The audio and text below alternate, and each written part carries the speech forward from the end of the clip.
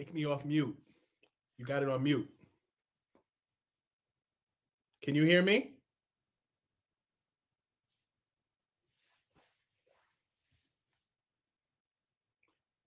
You got it on mute. Can you hear?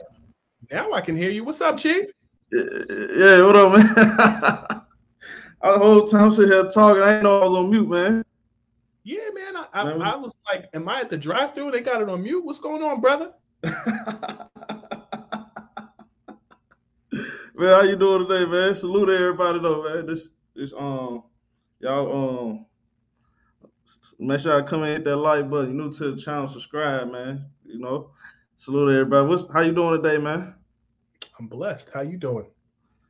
Man, I'm good, man. I want to thank you for joining us, man. I got a lot of love and respect for you, man. By the way, everybody that what should I say? One of my first questions, I saw you come up, man.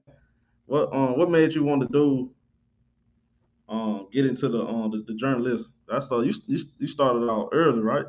Like I 6 years did old. 12, but Right. close. For Yeah. me, I've always loved basketball. For me, my beginnings in basketball literally started from New York City grassroots basketball. I'm originally from New Mhm. Jersey, but split time between Harlem and New Jersey, and essentially, my family ran and operated a sneaker store in Harlem on 125th Street, a men's Walker shoe store and an athlete's foot shoe store. We were the only black-owned athlete's foot in New York State, and Right.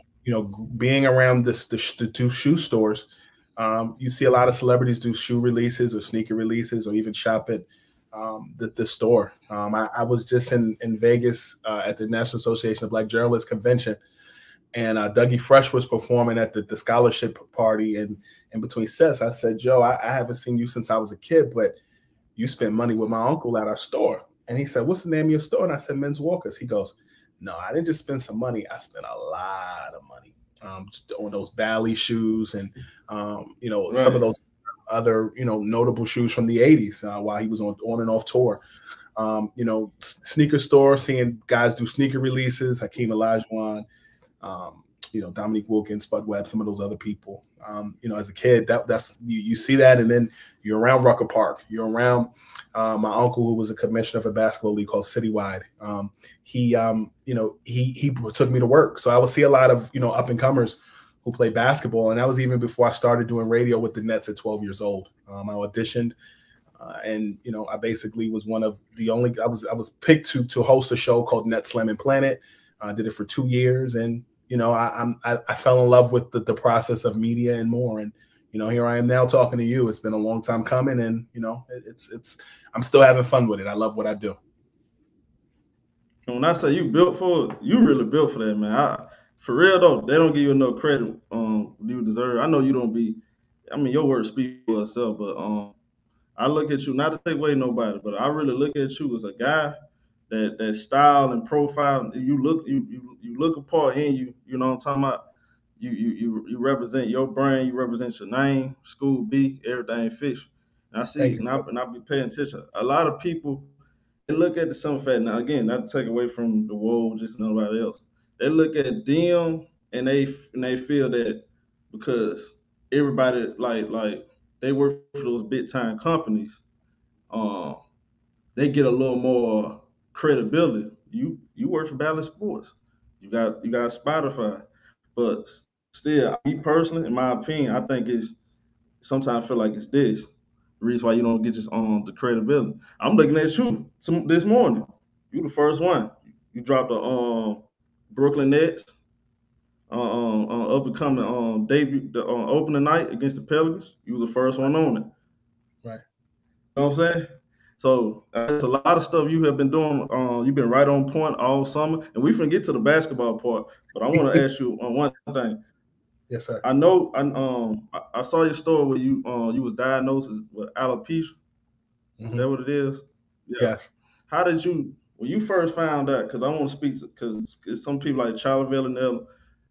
What can you tell them? You know what I'm talking about? Because did you lose confidence when you first found out? Because that's one of the things you're a little kind of like me. That'll bother me a lot. But for you, I'm looking at you.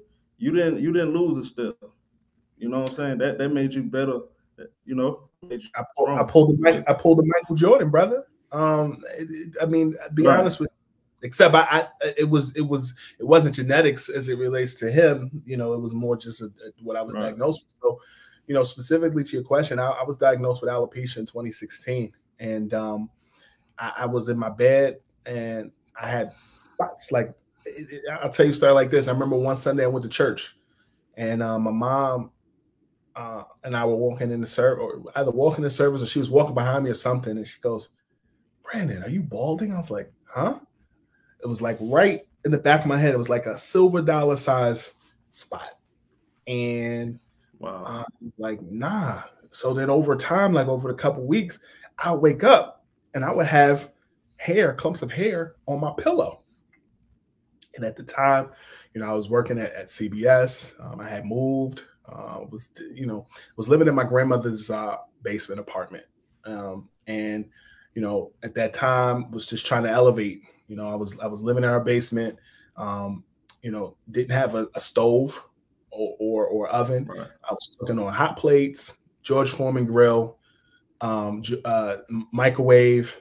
I had a double door refrigerator, and the refrigerator side didn't work.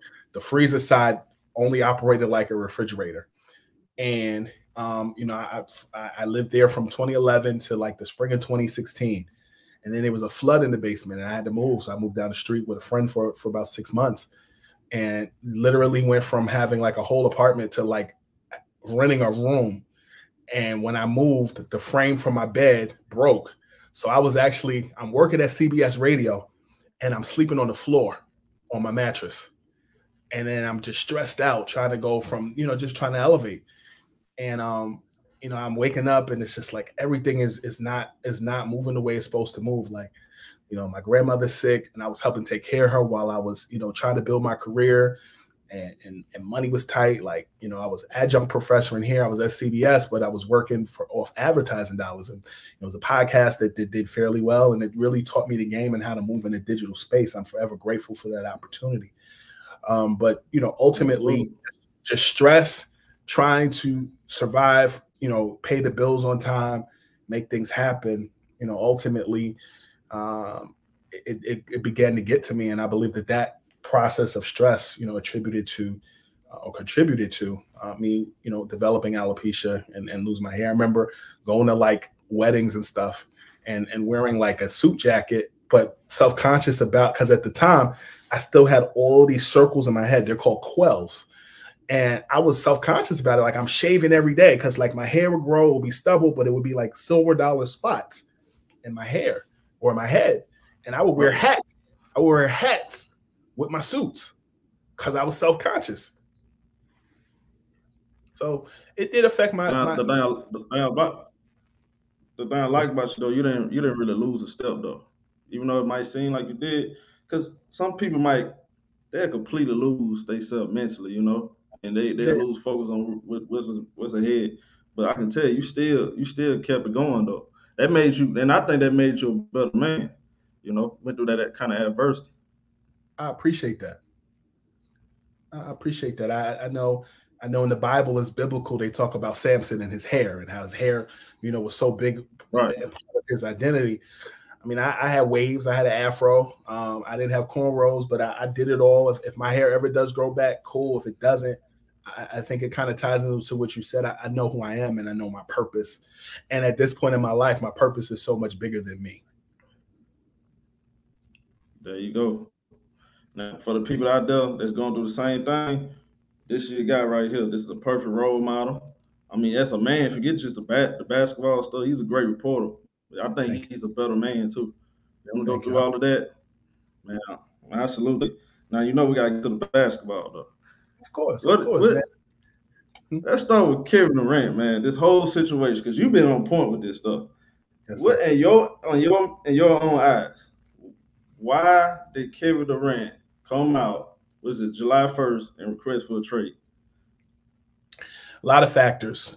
From everything I've gathered, I'll start off with saying when the news broke that he requested a trade, I was getting off of a plane, going on vacation with my two best friends, and I was in Mexico.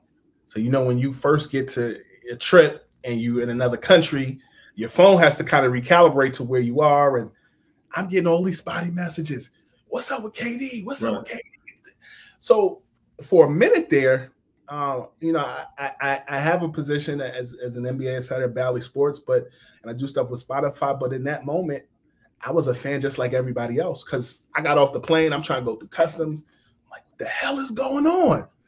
So my phone is ringing. I finally, I'm in a car. I have a driver that's driving us to our hotel, and my phone is just ringing. Current players, retired players, cool, what's going on? And I'm kind of like piecing stuff together and texting people that know what's going on.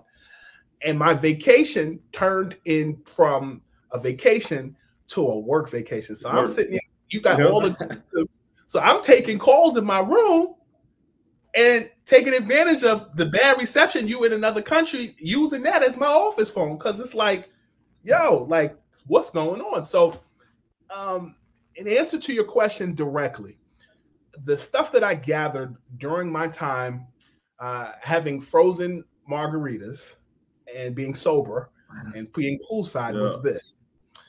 Kevin was upset about the handling of some of the personnel that was brought in to the fold in Brooklyn. Anytime you have a star who goes to a team, there's certain accoutrements that you request. A couple years ago, there was a guy who was a security person on that team. He was, the guy that got into it with PJ Tucker. That he was brought in, per Kevin Durant's request. He was let go. That didn't have much to do with it as much as it did. A gentleman by the name of Adam Harrington, who was an assistant coach, or was an assistant coach with the Nets.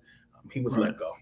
But in addition to that, there were some other factors. One, to a degree, Kyrie not being extended was a big portion of it. Kai opted into his player option, but also this has been an ongoing theme, and it's kind of been understated. And I want to preface this by saying a lot of my colleagues that cover the Nets on a day-to-day basis have a job to do, and sometimes you don't want to mess up your access and or your level of trust that the team has in you. So in my opinion, based off of that, I think that Steve Nash's relationship with guys on that team was very, very, very underreported. And you know that to be true because of how James Harden ultimately was forcing a trade out of Brooklyn. And from, people that I was speaking to back in February, many people that I spoke to felt as though his issue was less with Kyrie Irving and more to do with head coach Steve Nash.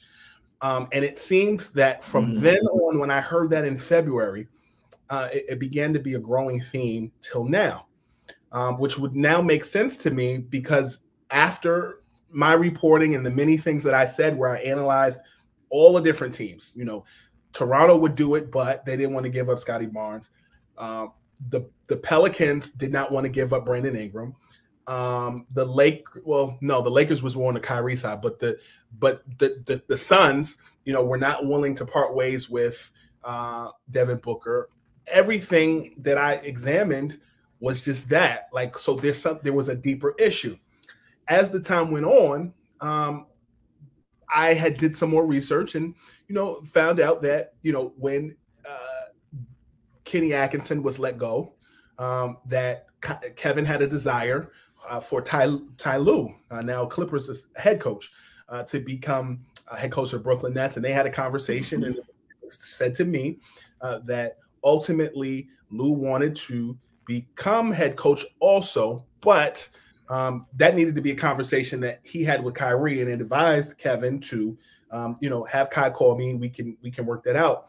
I'm told that conversation never happened. I don't know why, but ultimately it carried over. So it's kind of some truth to the Tyronn Lue Kyrie Irving thing. Not in the way, not in the way that you would think. If you go back to my reporting back like the day that I dropped, I have a segment at Bally Sports called Scoopy Intel, where I weigh in on different things and I gather a bunch of information. And the day that Kai opted in, I shared that Kai does list Ty Lue, David Blatt, and Byron Scott as his favorite coaches during his time with the Cavs, and that any rift that they had since straightened it out. But it's one thing to straighten something out after you're no longer employees of a team. It's another thing to revisit a relationship in which you're player and coach.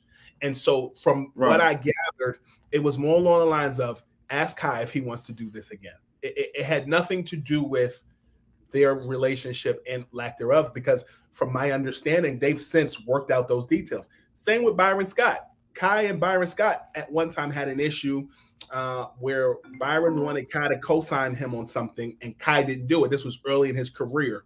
And I learned through that process. That's kind of like, I think Byron, this was right before they didn't extend him, and Mike Brown ended up coming in as the head coach. And basically Byron felt a way that when he was asked in the exit press conferences, would you co-sign Byron coming back? Kai was kind of non-committal, and he was kind of new at this process.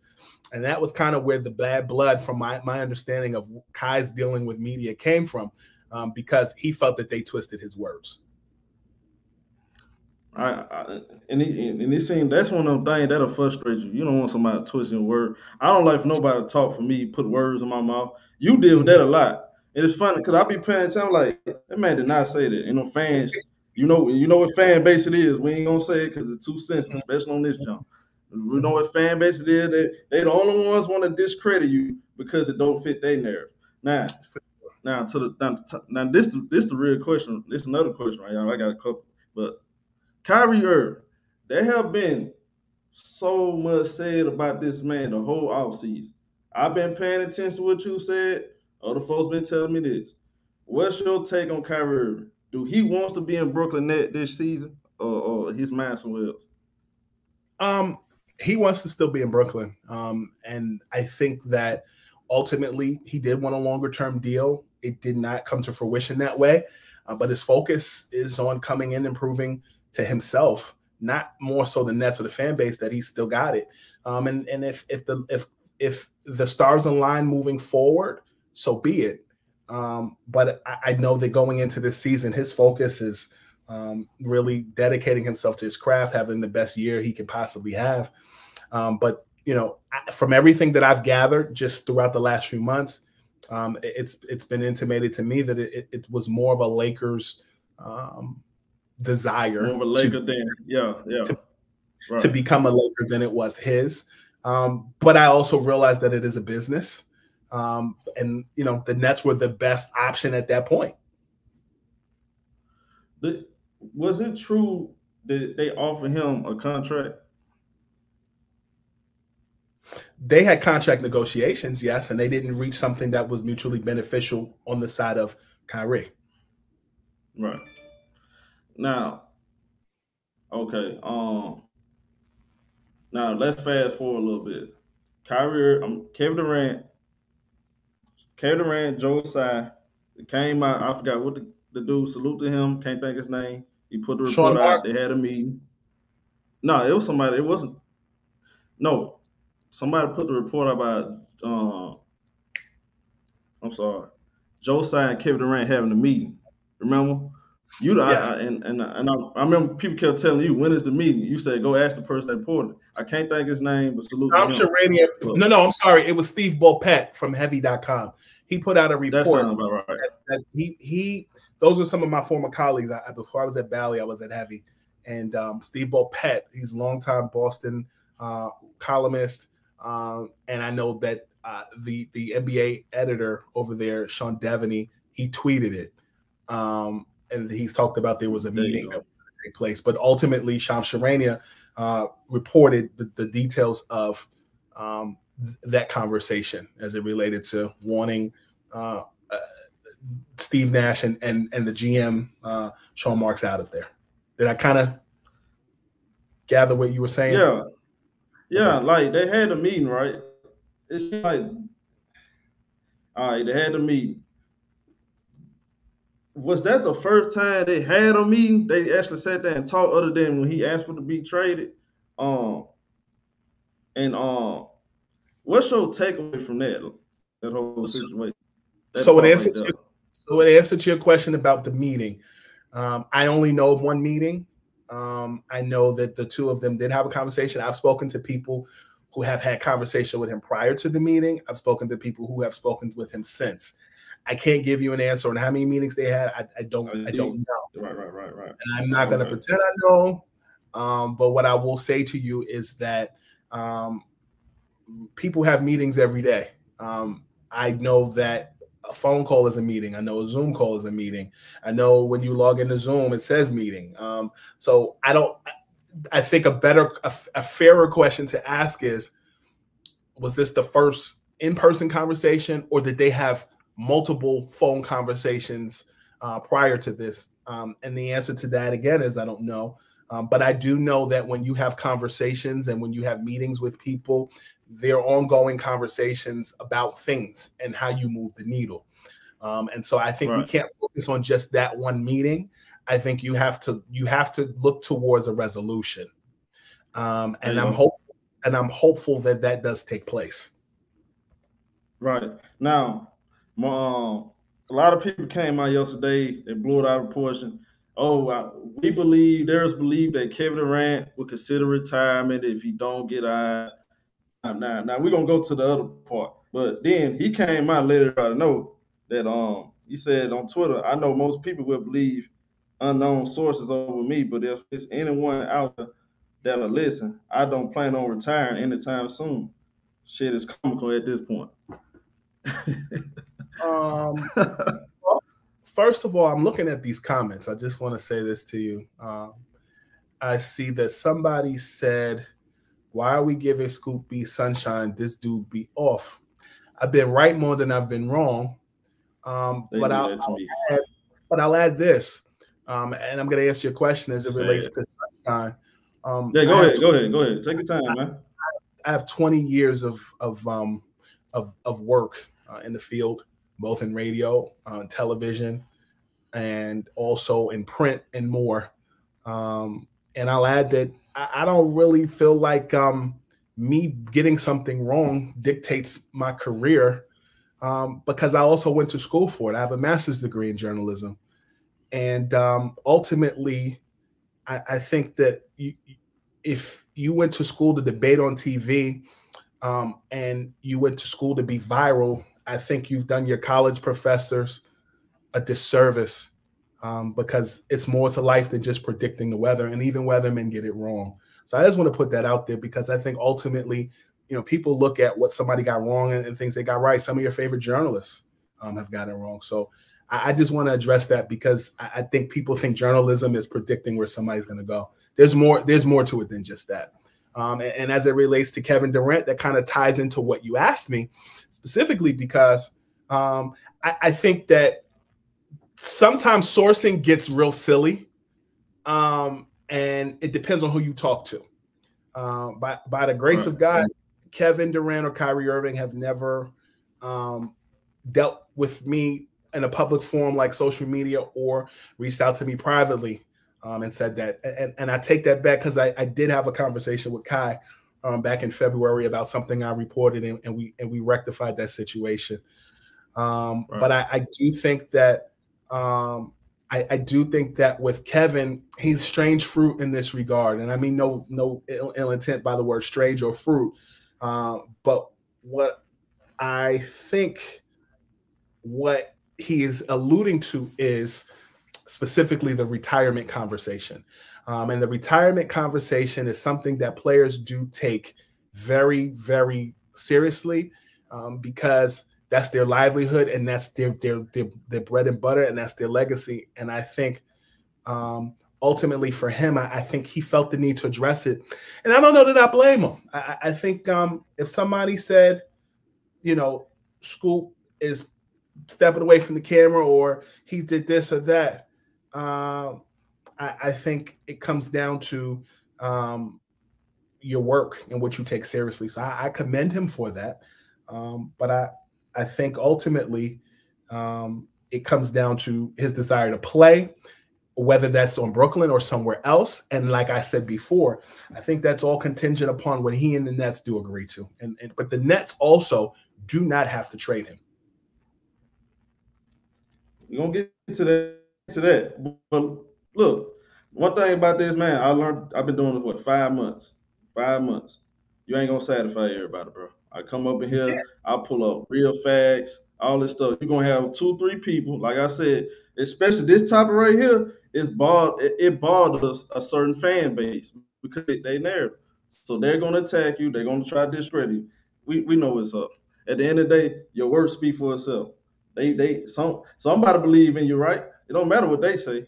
Guess what? They saying all this. Guess what? They watch every tweet you put out. They watch every video you on, and they listen and they watch. So people will whisper your successes and scream your failures. So it right. happens. I'm not perfect, but that's part of the game. Of course. Now, going to the next part. Where's this issue going on with what's your take on this issue? People feel like Kevin Durant and Kyrie had a disagreement. Where did that come from? I didn't believe that for nothing in the world. Is that even it wasn't my report, but I have seen various instances of it. I can tell you that Kevin and Kai are very close. I can tell you that Kevin and Kai are probably the closest NBA teammates that I've been around. I've partied with them before. In 2019 at Michael Jordan's birthday party during All-Star Weekend. Everybody and their mama was there. Mark Cuban, Dirk Nowitzki, World Wide Wes, Elton Brand, Michael Jordan, Fat Joe, DJ Khaled, everybody and their mama was there. And at the time,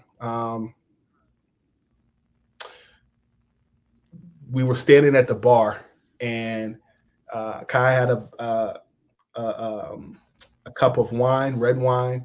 KD was drinking water, and they were just. This was when Kai was still a member of the Celtics, and Kevin was still a Warrior and was trying to figure out what he was going to do. And the two of them were inseparable. Like they were like having conversation, and like Kevin was like, you know how like when you walk through the door and you like do the whole lay in, or you do, you know, you dribble, or you throw your sock at the hamper. Like they were like having conversation doing that the whole time. I was like, yo, I've seen people do that individually, but I've never seen anybody do that like in conversation at a Jordan party. Like that's crazy. And I think that when I left from that party, my car ride home to my hotel, thinking, yo, these guys gotta be teaming up somewhere. And then you saw 2 days later, you saw them in the hallway at the Hornets Arena during All-Star, and they like 2 contracts. I was like, yo, they trolling. Something's going on. They had to know that there was cameras right there. But I knew that Kyrie was never joining the Knicks. And I knew for a lot of reasons. As far as Kevin, I know that, you know, Kai, I think as much as people praise Sean Marks for getting those Kai and Kevin to sign with the Nets, from all of my reporting and just information gathering, that would have never been possible without Kyrie. And I think that gets swept under the rug because a lot of people don't like Kyrie for a lot of reasons. And a lot of people don't like him because he's misunderstood. And some stuff he does bring on himself. And I think he's trying his hardest to work on it. But I think a part of him doesn't care either. I think he's unapologetically him. And to answer your question, they're actually friends. But I also do think that he has the desire to bring a championship to the Nets. He grew up a Nets fan, and to do that with his friend, if he's able to do that, I think it's special. You believe? Do you believe? like, because a lot of people say they don't feel like, okay, Kyrie wants to be there. See, this has been one of the biggest topics on my. This one has been the biggest response to every time I say I believe Kyrie wants to be there. Kyrie wants to be there. They don't want him. That's the narrative that's been going on because of the fact he didn't take the facts. People feel like he's not committed basketball. Such as me, I'm gonna be honest with you. I have questions about. I love Kyrie, but my only question was he fully committed to basketball? You know, and I know he could be misunderstood. So the people that do you believe in that the Brooklyn Nets or some way somehow they can work out some type of deal to keep him that long term? So in answer to your question about them not wanting him, I've heard mixed bags about that. But I think if he stays beyond Brooklyn, it'll be because they have no way of discrediting him and disproving him anymore. I put a report out before the start of last season that he has to put up or shut up. This is a put up or shut up year. And this was before the Nets decided as an organization that they didn't want him anymore to play home game or to play away games as well as home games.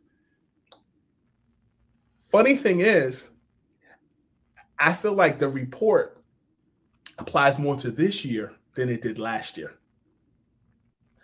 And I felt that when I put that out last year, I felt that injuries were the reason why they would need to be a put up, shut up year.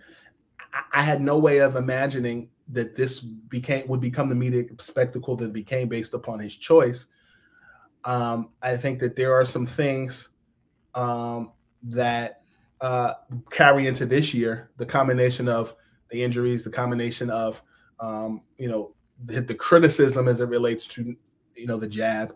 But I think ultimately for Kyrie, I feel like if he plays well, I feel like even if the Nets don't bring him back, he's more than validated himself.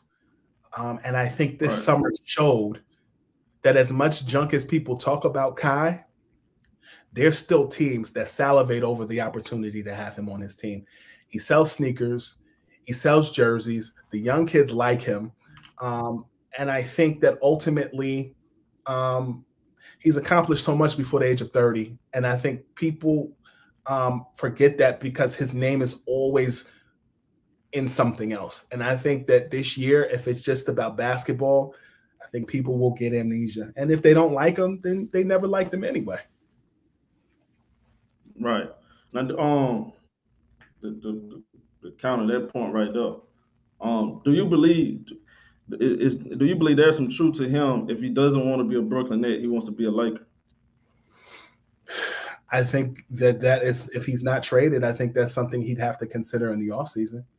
I think when you look at the fact that he left money on the table by not getting the jab last year, if he were to look at something next season beyond, if it's about winning, if it's about prestige of an organization, cool. But it's not like he hasn't won somewhere before.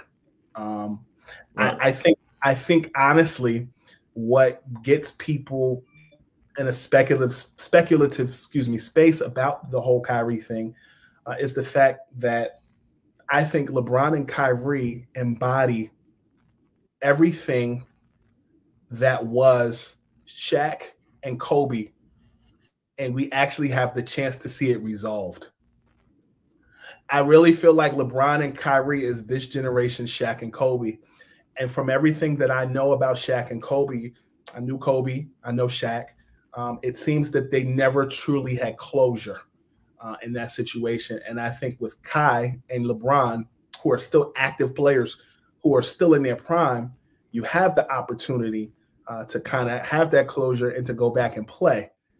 But Kai is still a member of the Brooklyn Nets, and LeBron is still a member of the Lakers. And LeBron has some questions that he's going to have to answer whether or not he's going to extend with the Lakers. So I kind of feel like this time next year, it could be a moot point depending on where LeBron is. And as it relates to Kyrie, again, I feel like if the Nets do well, I think that ultimately Kai in a resolution there, or resigning there, it has an opportunity to take shape. But I can't predict the weather right now. We kind of have to wait and see how the storylines go. Right. Now, speaking of their teammate, Ben Simmons, somebody I really like, there's been a lot of – he's been getting bashed all year long. You talking about Kyrie. I mean, good Lord. I mean, it's like people forgot he was a good basketball player, just like that. Never mind him being a 3-time All-Star, All-NBA, All-Defensive performer. We're just going to throw that out the window all because, one possession in the playoff game. I understand. People want to see him get better. I want to see him get better. But the slander, of course, y'all know, even Kevin Durant, it has gone above basketball. Everything is personal now. What's your take on Ben Simmons? What's your expectation from this year? Whoever would have thought that in 2022, 2023, we would be talking about Ben Simmons having to redeem himself. I think with Ben Simmons in that situation there, it all depends on his mental health and his back. Like I've spoken to people who I respect in their basketball opinion, and they're like, "Yo, I'd rather hurt my knee than hurt my back, because you need your back to support your legs, your arms, and more." Mm-hmm. And I think that this is a show here for Ben Simmons also, because if I really do feel like if everybody's healthy and everybody comes back, Ben Simmons is a better fit in Brooklyn than James Harden was for Brooklyn. I agree. I absolutely agree. Because when you look at the playoffs last year, you depended on Kyrie so much to be a primary ball handler and to run the offense and more. Right. Ben Simmons at his size, but also Ben Simmons defensively poses a lot of threats and a lot of mismatches within systems in their opposing teams. I'm not sure if Ben Simmons and where he was, I don't know that him playing against Boston, looking back on just how Boston's trajectory went, would have mattered. I think Boston, looking back on it, I think Boston was just in a different mental space, and they knew that they were conquerors, and they went out and got it. But I think in a fresh year and having full confidence and also having full chemistry, he's got a puncher's chance. And so I think that they need to give that to him. But I also don't think you need Ben Simmons to score 30, 40 points in order for the Nets to be successful. You need him to literally be Tom Hanks, Forrest Gump, run, Forrest, run. You just need him to run and play defense and control it both on the half court and from, on the break, because the Nets can still run.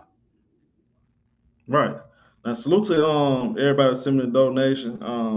Appreciate y'all. Now, speaking of Ben Simmons, yesterday, Woj reported that him and Ben Simmons, Philadelphia 76ers, they reached some type of settlement agreement on the situation they had last year, the grievances. What's your take on that? I tell you what, I was at the Nets Sixers game when he returned to the Wells Fargo Center and they booed him. And I kind of just sat there and I was on the court. I just stood there and watched just all this vitriol for a basketball player. It's not like we're talking about politics. It's not like we're talking about world peace. We're talking about a guy who many people deemed as a person who quit on his team. But I think he's a guy who was smart enough to show up to Philly so that they saw him passing the ball to his teammates, and you got a ton of video. And I'm sure that some of that was used in his justification with the Sixers and or the NBA in his grievance process. And I have always felt, I can't prove this, but I've had conversations with people who feel like that's part of the reason why Ben Simmons did not step foot on the court, because he wanted to get his money back. And some of it. And also, I think that we are not doctors, so it's very difficult to judge someone's mental health. That's not my job. I'm a journalist. I'm there to document what goes on. But I think ultimately for Ben Simmons, if he averages 10 to 15 points a game and averages 10 assists, if he averages a triple-double and the Nets make it to round 2, what can you really say about Ben Simmons? Nothing. That's not impossible. I mean, I think Ben Simmons is a great player, man. I even see him shoot the ball. I don't think his jump shot is broke as people say it is. I think it's just the confidence now. You know, I think Ben Simmons still got room to grow. A lot of people, they don't see that because everybody likes to go off the popular belief. You know, whatever's being put out there, just like with the situation with the text message. Can you speak on that? Because on the situation with the text message, we all know a lie is more entertaining than the truth. Everybody's gonna run with the lie. They don't want to really see if it's true or not. So I've always said this, and if you follow me on Twitter, follow me at Scoop B. I've always said that the NBA is the new WWE. Right. Yep. So storylines and what people are saying on the microphone and what people are saying on social media sells more than the actual game. Like, can you think of, like, I like the WWE back in the 90s to probably early 2000s, early to mid 2000s. Right. Excuse me. And I remember, I can tell you that I don't always remember the greatest matches. Some of my favorite matches were Razor Ramon and Shawn Michaels, Lex Luger and Bret Hart. But many people remember mic work. Many people remember Ted DiBiase's mic work. Many people remember The Rock's mic work, Razor Ramon. But when it comes to what certain colleagues have said about certain things, I don't know who they talk to.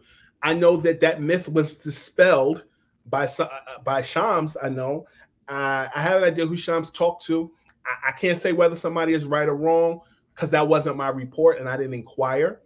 But I also don't think everything is news. And I will tell you that I had an experience as it relates to Nets group text maybe a couple years ago, right before they went to the bubble.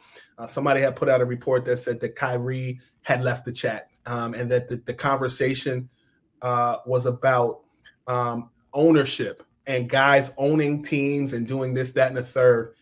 And I know that when I inquired about that specifically, I was told that it was untrue. But I also know that the person who the person was who shared that with the person who reported it. And the crazier portion of it is that that player was not on the Nets the following year. And I followed up on that later and that was pushed. And I'll leave it like that. Yeah, you can leave it like that. You gotta say too much. Yeah, I do remember that little part. I didn't really dive deep into it, but I knew that little part. Yeah, I heard that. I didn't know if it was true or not. It'd be so much stuff. It's like anybody can come up with a story with Kyrie Irving. They can just run it because a lot of these athletes, they feel like a Kawhi Leonard. They feel like because he's quiet, I can just say anything and he's not going to respond back. So, you know, and sometimes a lie unchecked can't come to truth.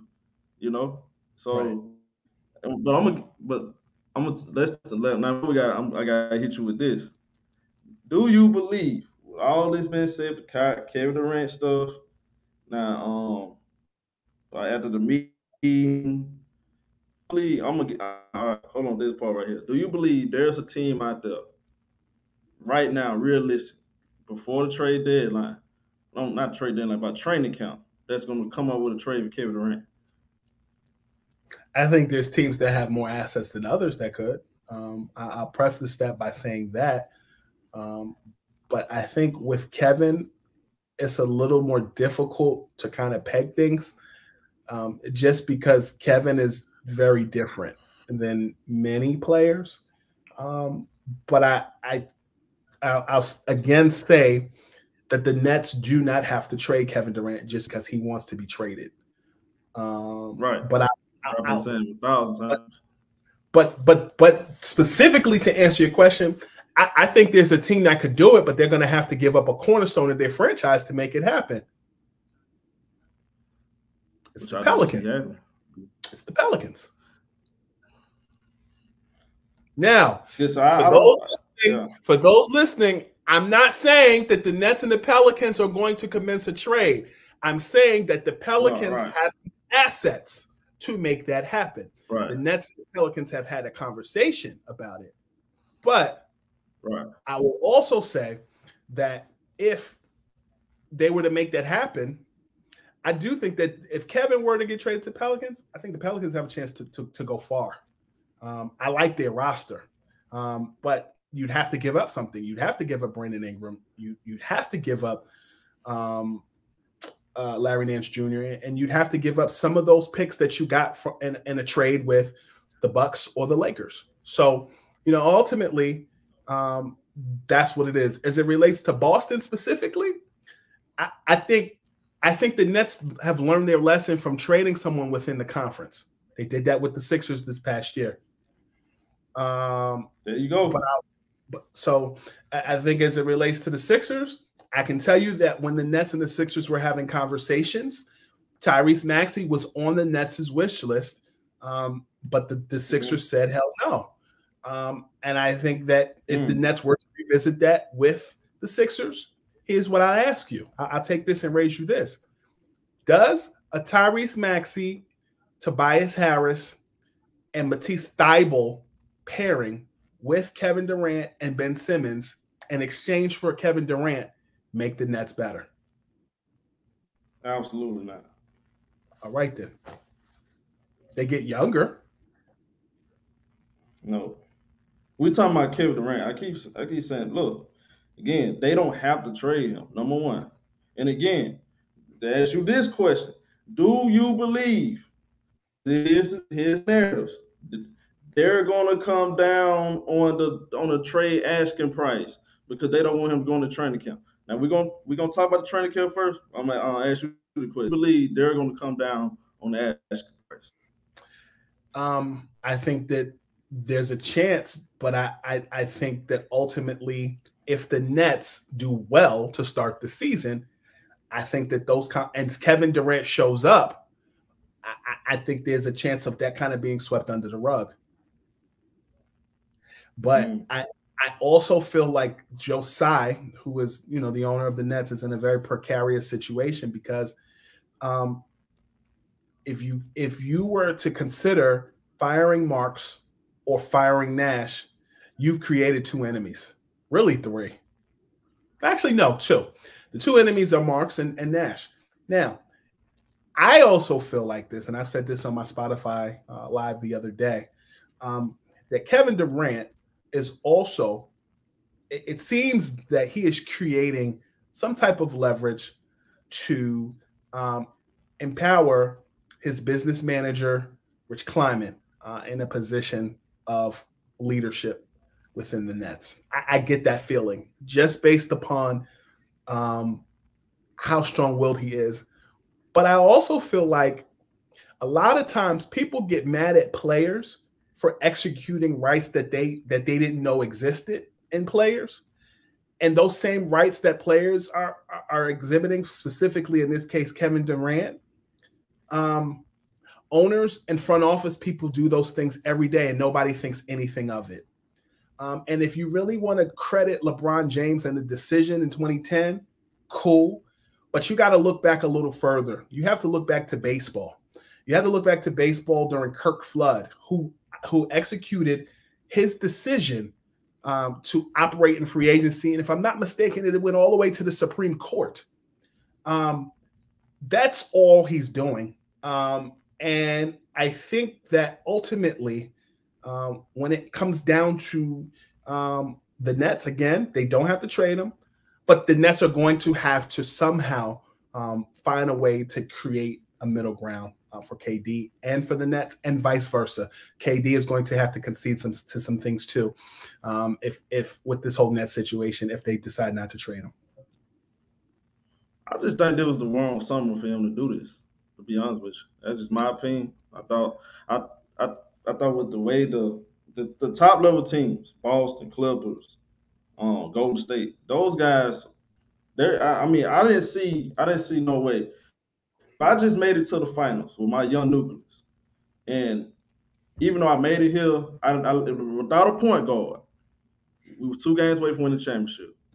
We got after the season, we got a point guard, and we added on Danilo Gallinari. To me, it didn't make sense for me to break it up. Go out there, give it a try. I'm looking at all the other teams, even the lower level teams. It just don't make sense. You're talking about Kevin Durant, Paul George. Clippers gave up Danilo Gallinari, Shai Alexander, 7 draft picks. I mean, that's all it was, right? Well, I'll tell you this. I saw somebody in the comments. I promise you that, you know, my botch with Kawhi Leonard will be discussed until the cows come home. But what I'll say this specifically because you brought up Paul George. Everyone that I spoke to leading up to the Clippers ultimately trading with the Thunder, it was said, and there are a lot of colleagues of mine who said it too. I'm responsible for myself, but ultimately, if Paul George was not traded to the Clippers, Kawhi Leonard was taking the leap to become a member of the Los Angeles Lakers. And I'll add that it was his leverage that he understood. If you remember, he took his time to announce where he was going. Everybody else, pretty much, that was major. Their next destination was stated and known. Paul George and that move there is what changed some things.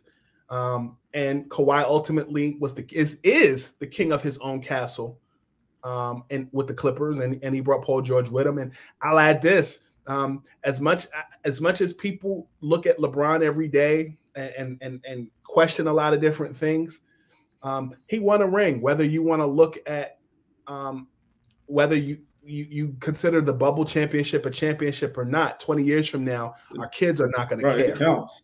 And I look at but here's what I'll add: the Clippers, to me, are in a great position. And I'll add this: as much as you look at the Lakers every day because they're the Lakers in Los Angeles, the Clippers have some pressure this season, and I think being healthy. I sat down with Terrence Mann earlier this summer, and he talked about just the fact that everybody on that team is healthy, and you add John Wall, who has something to prove. I know that everybody's looking at the Warriors, and they think that they're going to be the champs next year, and I love their season. But if the Clippers stay healthy, I think they have a chance just as much as many in the competitive West to come out in the West also.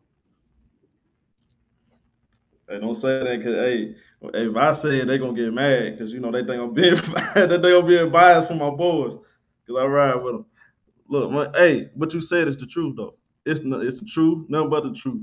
What they say, the truth will set you free, but first it'll do what? It'll set them free.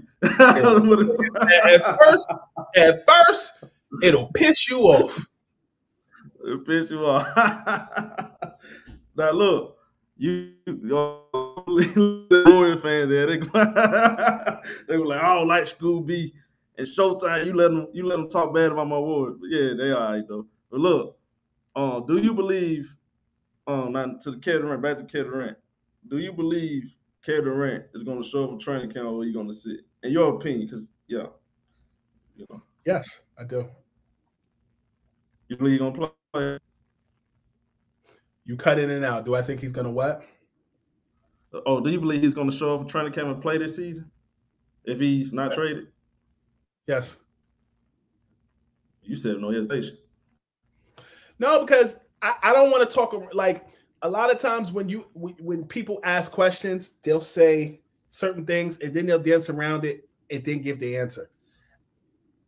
I just want to get the bullshit out the way. Yes, that's my opinion. I do think that based off of conversations I've had. And and just my reporting. But I at this moment, yes, I still think he will. Okay, then. Hey, I saw the Shams pulled up that conversation between New York Knicks and Utah Jazz being revisited. Do you believe Donovan Mitchell um is a very likely change his but New York Knicks? He wants to be there. He does. Okay. I've had conversation with people who sat down with Donovan, and he has expressed that not only would he like to be in New York, but he's expressed that he's pissed they didn't pick him in the draft, and he'd like to run it back. I've been reporting this all summer. You can check out my work. Did. Yeah, back in right. Y'all gotta follow School B. Y'all gotta follow School B. Yes, sir. You can check that out. I said it on the show at Bally Sports as well as at Stadium, where Shams actually works. We're actually colleagues, and ultimately it comes down to fit. I know that the Knicks specifically are hesitant to part ways with RJ Barrett. I know that RJ kind of it's like a mixed bag with him. Like, I really think like he has the ability to shine and be a triple-double threat every night, but he doesn't hurt you. I think that just, certain regions like New York or Philly, you're just going to be criticized. But I don't think there's anything bad about RJ, but I think the Knicks know his potential. But then you also would have to part ways with guys like Obi Toppin. You'd also have to part ways with potentially Emmanuel Quigley, and you may also have to give up some picks. And I don't know if that's necessarily like, I look at that situation and they say history is doomed to repeat itself. It reminds me so much of the Knicks ultimately giving up the farm to get Carmelo Anthony. Right. That man, that's a RJ Barrett, Quigley. That's a whole lot for Donovan Mitchell. I mean, would you do it if you're the New York Knicks? I'm not sure. I don't have a yes or no. I'm not sure because I feel you. I feel like look, like I feel like Jalen Brunson secured the bag this summer, but how does that fit with Donovan Mitchell? Yeah, you know what I'm saying? That's the question that two smaller guards. Yeah, but I thought in my mind it would fit, but I don't know. I like them both. I like them both as players and as people. I've gotten to know Donovan over the years at functions. He and I met at Dwayne Wade Spade's party, and he was sitting at a table with Kyle Kuzma, Dwayne Wade, Gabrielle Union, and I introduced myself to him. A colleague of mine covered the Utah Jazz at the time, and we just started talking about New York. We started talking about basketball and just life. He's so very calm. I've always looked at Donovan Mitchell as skill-wise as the reincarnation of Dwayne Wade. And it's funny because I remember, and I'm not comparing these two, I'm just kind of bringing it backwards to bring it forward. I remember Reggie Miller when he first came into the league, if I'm not mistaken, he was a point guard, but he shifted to a two, the same way Michael was off the ball and shifted to the two. When I look at Donovan Mitchell and I look at Dwayne Wade, when I look at Wade specifically, if you remember his rookie year in the NBA, when they went toe-to-toe with the Hornets, he was a ball handler that also could get to the basket at will. And then once LeBron came in, it was just a perfect gelling fit. I feel like when I look at Donovan Mitchell and what he can do in New York, if he were to get traded, Jalen Brunson at the point guard position and Mitchell at the two may be a natural transition for him to just be the guy. but playing in a bigger market. I've heard, I don't necessarily think he's the most objective, but he is a friend of mine. Vernon Maxwell has said to me for years on our Instagram live that we do during the season through Bovada Sports Betting, that you're only going to go but so far, get your money in a bigger market. My question for Donovan is, if you go to New York, are you going there to win, or are you going there to be a big ticket face? Because if you don't care about winning, historically with the Knicks, guys go there to get their money. If they win, cool. If they don't, cool. But if Donovan is looking to win a championship, is Utah or New York the best fit? That's where you start looking at the Miamis, who have a proven track record. No, that's true. I heard some Miami too, but so New York he seemed more like a New York cat more than Miami. Not saying he wouldn't go there. Right. So I don't. You're not just saying he wouldn't go to Miami, but I'm looking at him at baseball game. Not just saying that mean anything, because guys be everywhere. When you're an athlete, you got money, you travel everywhere. So that's just like, they work at all athletes. A lot of athletes work out together. Now we got to talk about Russell Westbrook. I listened to your interview with, it was Next Kingdom. Salute to him. You spoke on Russell Westbrook. Now, what's your take on what you think how that situation will go with the Lakers? Can you be more specific? Like, do you believe Russell Westbrook wants to be a Laker this season? I think he's 50-50, but I also think that it's difficult to play at home. I know that when I was around Russell, I was with Russell the day he got traded to the Houston Rockets. I was in Oklahoma, in Tulsa, at a comedy show, and we were talking backstage in between sets, and he was excited to be going to Houston.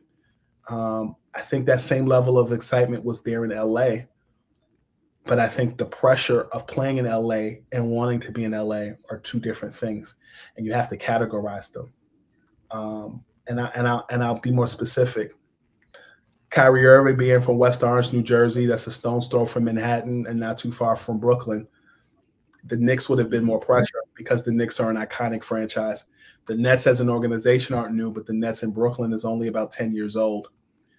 And I feel as though with Russell Westbrook coming to LA, it's one thing to grow up and watch the Lakers. It's another thing to play for them and having to produce.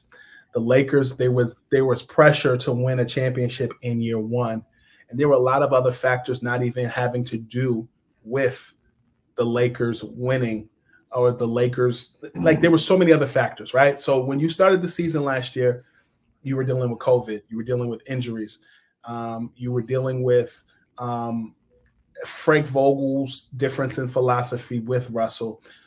You were dealing with LeBron being hurt at times. You were dealing with Anthony Davis being hurt at times. And I also think that ultimately Phoenix was better. Dallas was better. The Warriors were better. And I think that we are just in a pressure. Lakers are in a pressure-filled city. I told to you how I feel like the Lakers are held to a high standard, and oftentimes the Clippers are often off the hook. The Lakers are always on the hook. And I think specifically to your question about Russell Westbrook, what are the Lakers really doing in the future? Like, if the Lakers were healthy last year, would they still have went to the championship? I'm not sure. But if the Lakers are healthy this year, can they still go to the championship this year?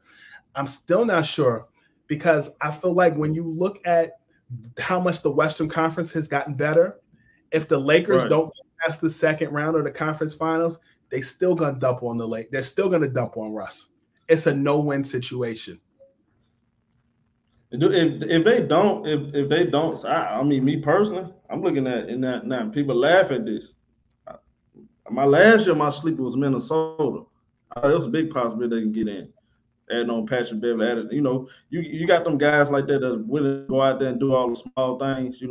That always going to help your team. I look at this year, the team. To me, I'm not saying they're going to be a playoff team. I'm not penciling in being a play-in, but they're going to be a tough team. That team is Sacramento Kings. I'm looking at what they brought up. I think bringing this bonus last year, that I was paying attention to that pick and roll with him and De'Aaron Fox. I mean, it looks pretty good. You Keegan Murray, nice fundamental player. Got Malik Monk over there, Harrison Barnes, Rashawn Holmes. He's a monster on boards. I think they're a sleeper team. Well, it's funny you bring that up because I think that trade benefited both Sacramento and the Pacers. And I think the Pacers had the potential to be a sleeper team if they still retain Buddy Hield and Tyrese Halliburton. Their name has been ringing like Sunday bells at 12 o'clock in a lot of different trade proposals and a lot of trade rumors. I do like the roster with the Pacers specifically because I think Tyrese Halliburton is probably one of the most slept-on point guards that's on the rise in the NBA. He gives me Andre Miller vibes. Okay. No, go ahead. Who is your if the Lakers don't make the playoffs, do you believe that you can see a change as far as like Anthony Davis? You believe he may be out? I see, and LeBron didn't sign the contract. I'm assuming he will. I saw something on TV. I think it was Bobby Morris. He was saying that it'll probably work out financially if LeBron wait till next summer, work out a contract. Some similar to James Harden. He believed that'll help the Lakers more, even though they're going to have Russ out the books or they maybe get career. What's your takes on the whole Lakers future? What do you think is headed?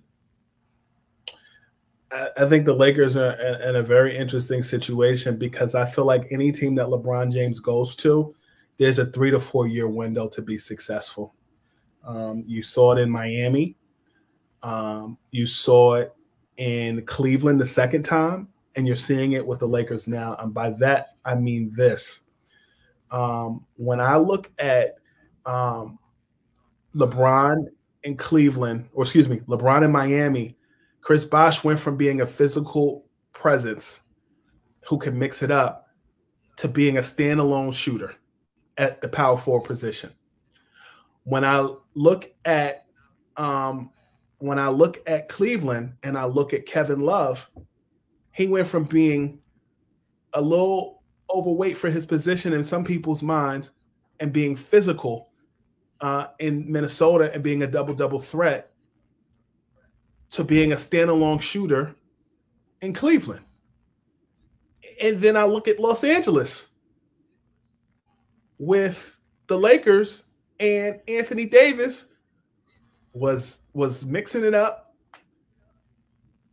in New Orleans, and then he becomes a jump shooter. Like, I feel like they're becoming more polished than Jonas Ilgauskas.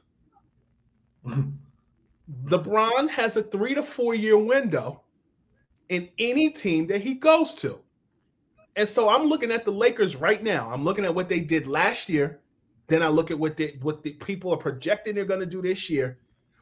I'm not sure, even with the teams that they have, or even the guys that are on their roster, I don't know that they're competing with the Warriors. I don't know if they compete with Dallas. And Memphis, they're not afraid of the Lakers. You saw that last year, you saw that this year. So if I'm LeBron, I'm seeing what the market looks like next summer. Because if you're trying to win a championship, and if you're trying to potentially bring your son to be your teammate towards the end, and by the way, when you look at what LeBron is doing in basketball and potentially being teammates with his son, I don't think this gets talked about enough. But he has the potential to do what the Ripkins did and what the Griffeys did in baseball by having your son or your family member be your teammate. And if I'm LeBron, and I'm sure this comment section going to be mad as hell, I don't give a damn. I'm going to tell you what I think. If he don't resign with the Lakers and he goes somewhere else, I'm going to tell you where he has a king's ransom to do whatever the hell he wants to do. 2 teams come to mind. The Orlando Magic and the Oklahoma City Thunder, as well as the Cleveland Cavaliers. So that's actually 3 teams. If he wants to play with his son and go somewhere else, and I'm just going based off of what he said, to me, Right. The Cavs, the Magic, and the Oklahoma City Thunder makes sense. Now, when you look at the Orlando Magic, they just drafted Paolo Banchero.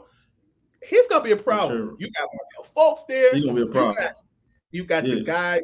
You got the new head coach last year, right? Cool, right? But when you look at the Thunder, Presti ain't new. LeBron know him.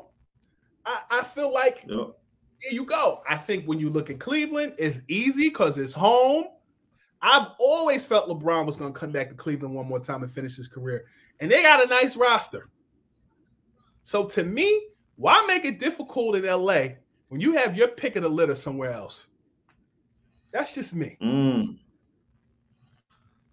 just said, hey, a couple of teams, the Orlando Magic, I never thought about them. Oklahoma City, a lot of people paid attention how he was praising Sam Presti with draft picks. You know how they do, they take stuff run with. I'm gonna ask you a question, School B. Do you want to take questions from some of the people or not? Sure. Somebody asked me my top 5 in the comments, and I wanted to get that. Is that top 5? Yeah. I'm top 5 currently. I'll let one at a time. Y'all can answer questions. Now, just ask the right question. Don't ask nothing stupid. This is a legend right here. Y'all can't respect. If y'all got any type of love for me, y'all can some respect, or you're gonna get kicked down. I'm serious on that.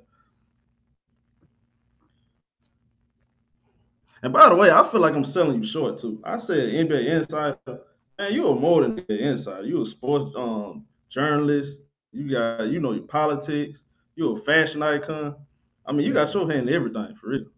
Thank you. Somebody asked me. I feel like I'm selling you short. I'm like, hold on now. Nah, man. I know who I am, but I appreciate you. Somebody asked me best New York City point guard ever. I don't have one. I have 5. I have an all-time 5, if I may. Stephon Marbury goes there. Go ahead. Stephon Marbury, Mark Jackson, Ross Strickland, Kenny Anderson, and God Shammgod. Good list. Good list. Salute. Good list. What's your question for School B? What's good, Scoop? I'm a 90s baby, so I heard you say you was in Harlem in New Jersey. So I used to be in a store by the Apollo Theater that used to have the Coogee sweaters and the Vanson jackets and all that stuff. I'm from that era. So Jimmy Jazz? No, it was actually called Apollo next to the Apollo Theater. It was a small old store right next to the Apollo Theater. It's not too far from Atmos, but it's far. Yeah, right. What you talking about? Right, yeah. That's my stomping grounds. I got family in St. Nick projects and all that. So you great in New York, man. You're a good guy.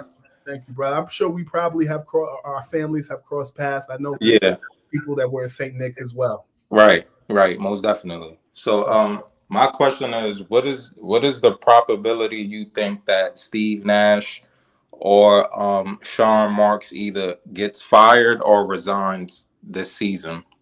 I think I don't have an answer to that question. Okay. I will tell you that just in my reporting, and if you follow me on Twitter, you've seen the tea leaves. I know that there were a lot of guys on that team that were very disheartened. And I think that word is probably, I could use a lot more bigger words, but that's the first one that came to mind. Right. Just with the level of lack of transparency and just the lack of relatability. But I do think that with Nash, if you recall, there were a lot of people who had their questions about his hiring at large, and there were people who defended it. Right. But this is what I'll say. Basketball is a game of relationships. If you, I'm saying, like, say you worked in construction and say your boss asked you to bring in somebody, or they had an open spot, you're gonna go to your phone and call your man. You're gonna call somebody that you know, that you trust. If you get into a bunker with somebody, or you get into an alleyway, you know they got hands, right? Right. Well, Sean Marks brought who he trusted. He brought his He bought somebody who was his teammate. Okay, I got you. But they're a package deal. I've always said that since the beginning of the summer. But I also feel like it's difficult to burn bridges with not one person, but two people. Like you said earlier, it's better to have one enemy than two. I get what you're saying. So I get what you're saying. So that's why I can't really give you an answer right now, because I just think that it's so curvy every day. They're gonna have to have a conversation. That's how I'll answer your question. Right. Appreciate that. Yes, sir. Hey, BS, stay right there, BS. But left. Herman, what's up, brother? Man, salute on Showtime. Salute Scoop, man. Hey, man, I love your work, man. You've been on point this whole summer, man. We appreciate you out here, man, because we love the game just like you. We appreciate your insight on everything, my brother. Thank you, brother. That means a lot. I definitely not just report it. I actually listen. I can't wait for Madden to come out next week. I can't wait for I'm a consumer, but I also happen to work in basketball, and I love the game, and I respect the culture outside of just basketball. Yes, sir. But my question is to you: how do you believe if it do turn out to be real ugly? Right at training camp, do you believe Joe Tsai will hold on to Kevin Durant until he get the right deal that he sees fit for his organization? I think that would make the most logical sense. Would you if you got to, this is the only example I can come up with. If you got a stick of butter and somebody's offering you 50 cents for it, but you can give somebody else is giving you $1.50, ain't you gonna go with the $1.50?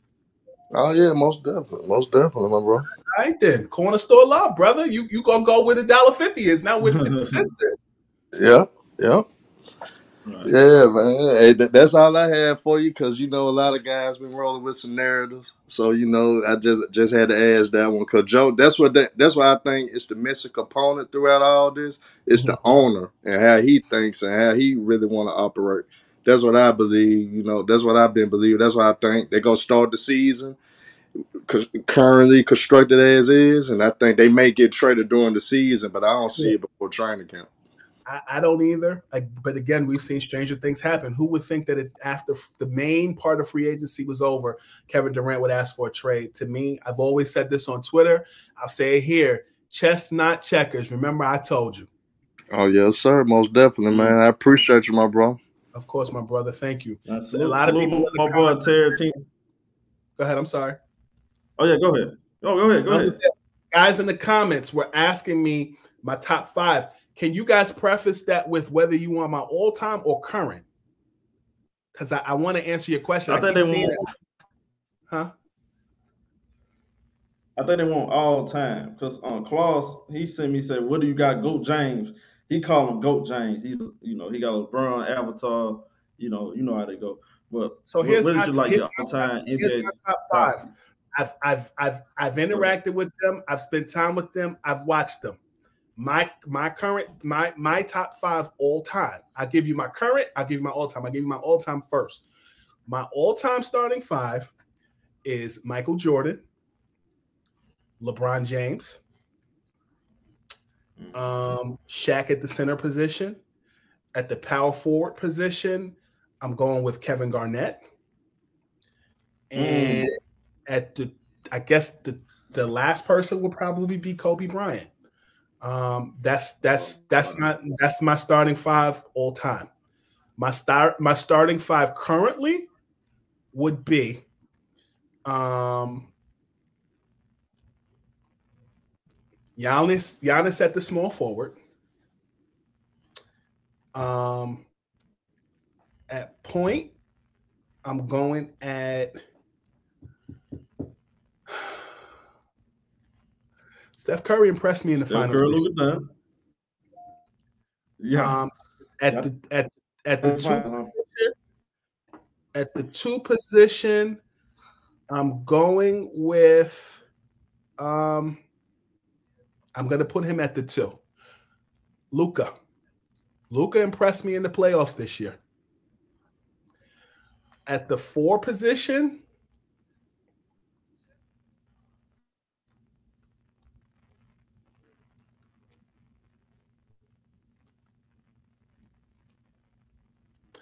I say at the 5 position, I'm starting Joel Embiid, and I think he got robbed at the MVP race as well.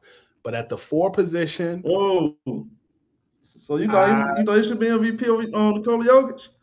At the 4 position, I got LeBron James.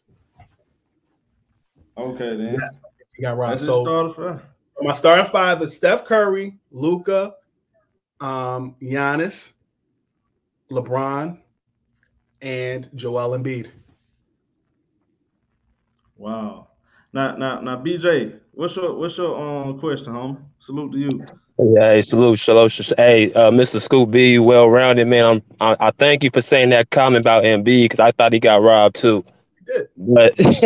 But my question is basically, I'm a '90s baby, so which era? Like, obviously, you got the '90s where with Jordan, and the 2000s with Kobe and Shaq, and of course, this era is the jump shooting, 3-point shooting era with Steph Curry, and all that. So, which era do you find probably the most intriguing era to watch basketball, in your opinion?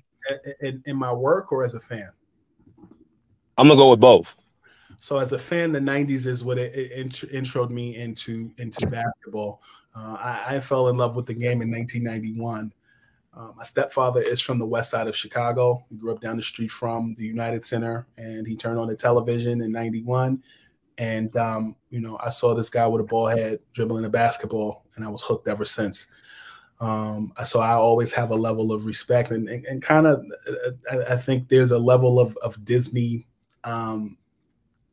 sensationalism I likely have because of just your entry point into it.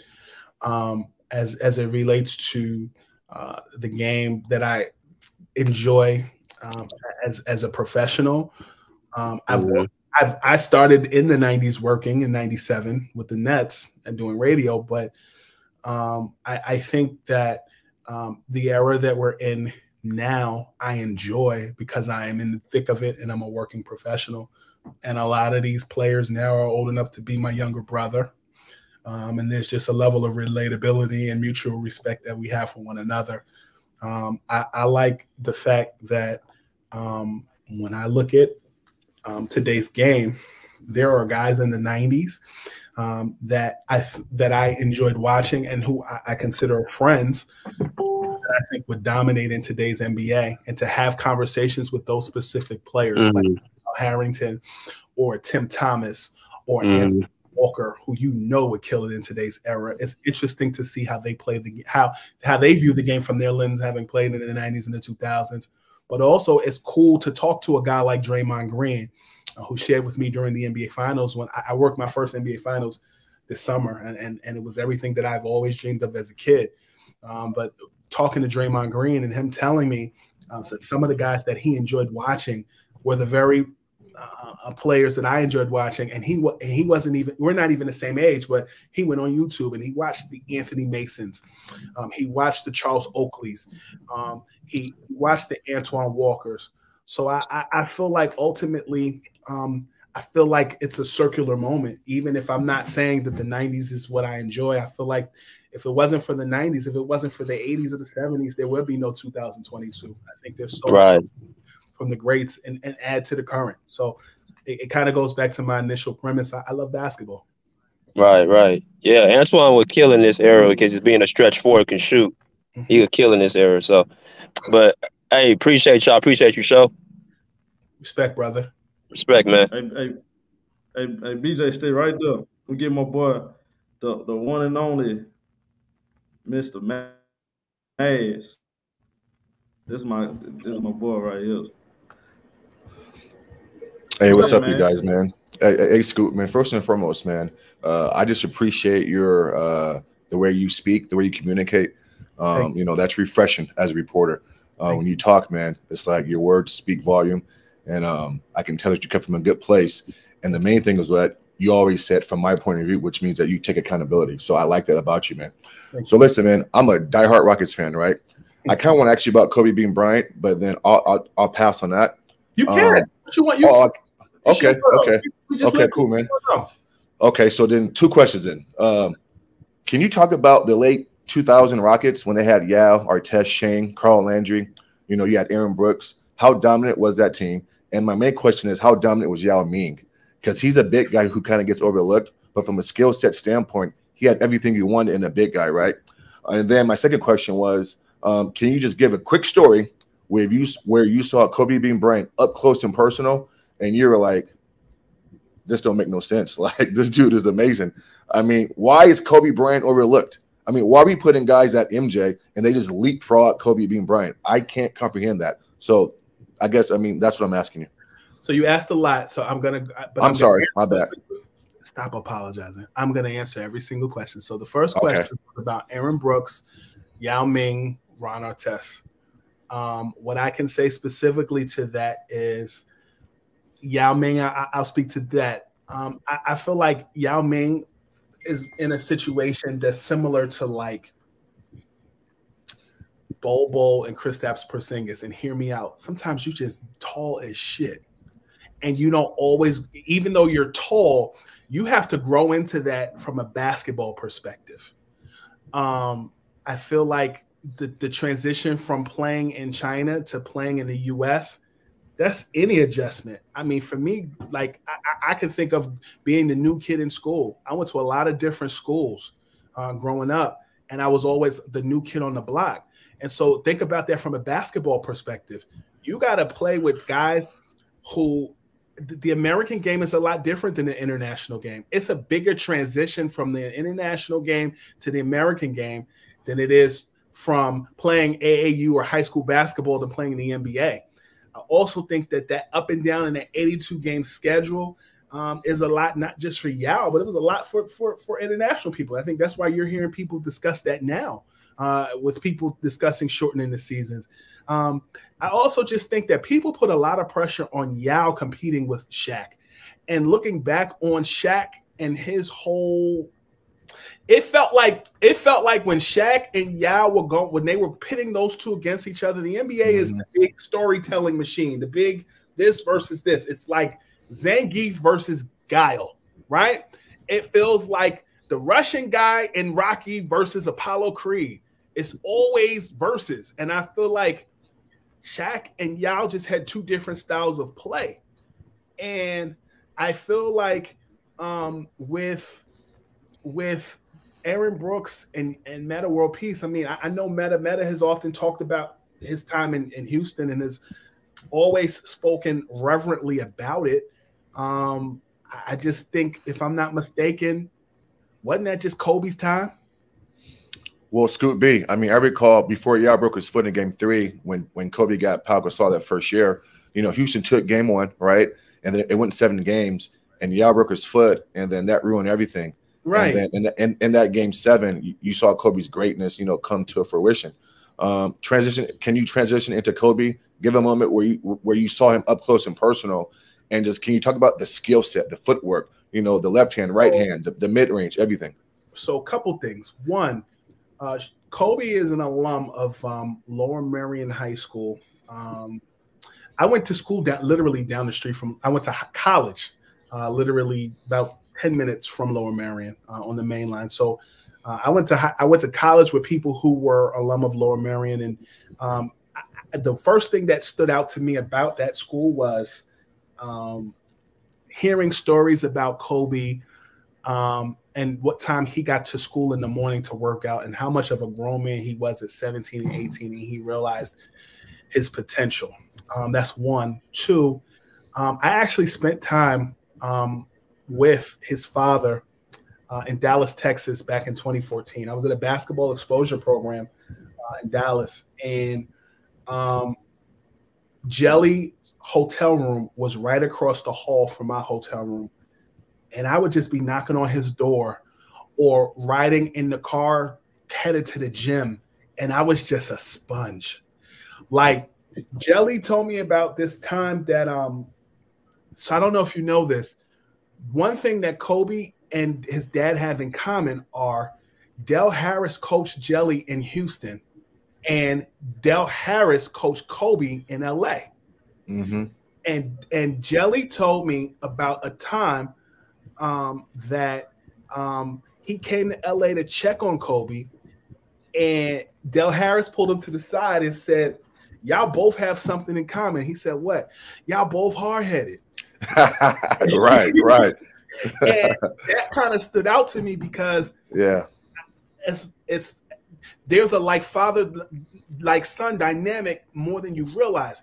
You asked me specifically about his footwork, so I don't know if everybody knows this. Jelly was a big man, and I watched Jelly work out with some of these guys. Like this exposure program, it was people from Toronto, it was people from New Orleans, it was people from Houston, it was people from Newark, New Jersey, it was people from San Antonio, it was people from like all these guys came to see all these players, you know, to just get better. And I watched Jelly's footwork. And when I saw Jelly's footwork, I just saw Kobe wearing white and gold sneakers like he was in the 2010 NBA Finals. Yes, sir. I was like, to see Kobe is to see Jelly. This guy got it. So you talk about just, you know, getting to know the dad, getting to know, and then also getting to know Kobe. I didn't get into that yet. It made so much sense. Like I talk about the fact that in radio, I started at 12. Jelly told me he sees the similarities as a child prodigy with me starting when I started and seeing his son start when he started. And he called me a nerd. He said, just studying tape, studying this. When you look at Kobe Bryant's history, he literally, not only being a second generation basketball player, but watching his dad live the life and his dad playing for the Sixers and more.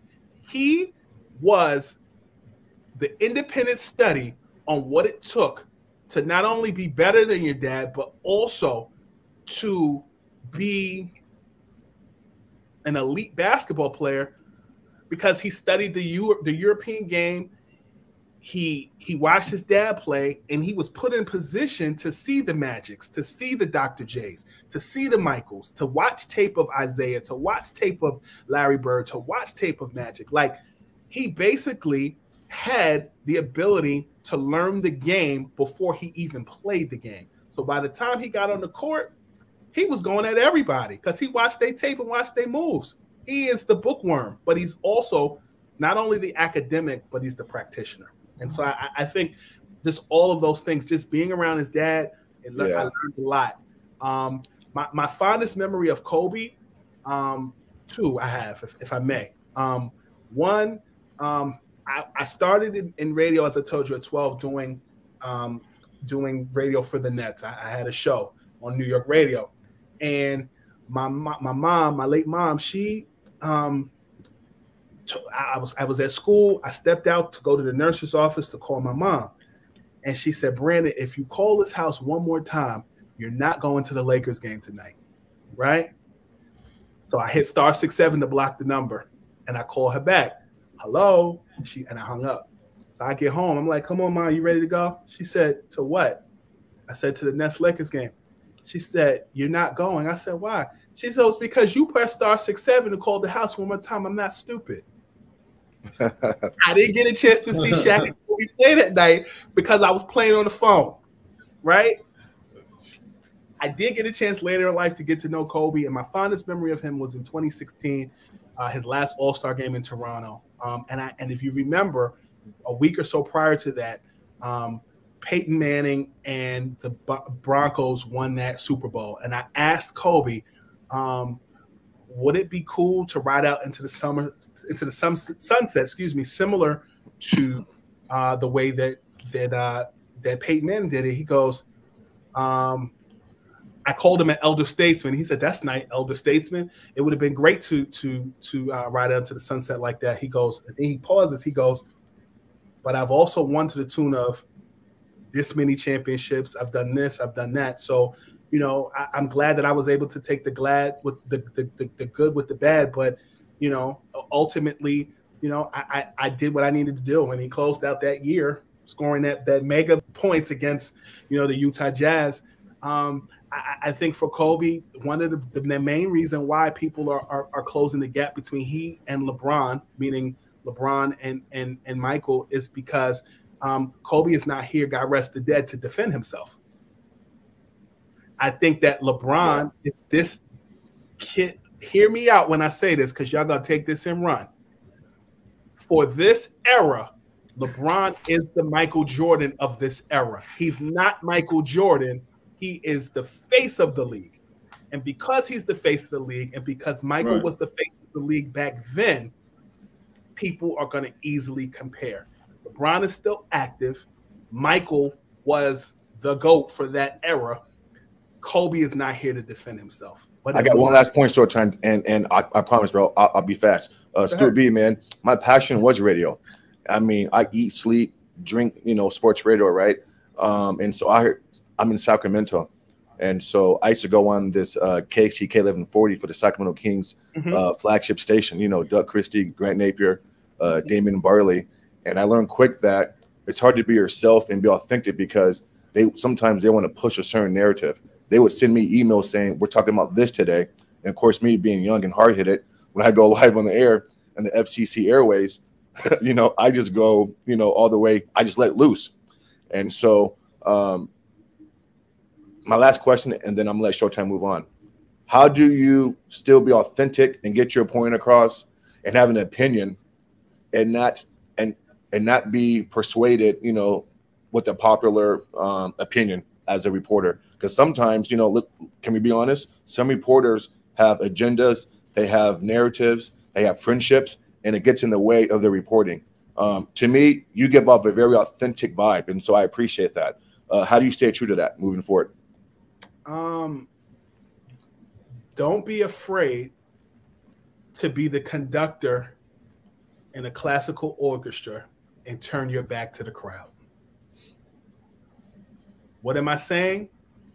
Don't be afraid to be yourself, because there's a million everybody else's. There's only one you. Yeah.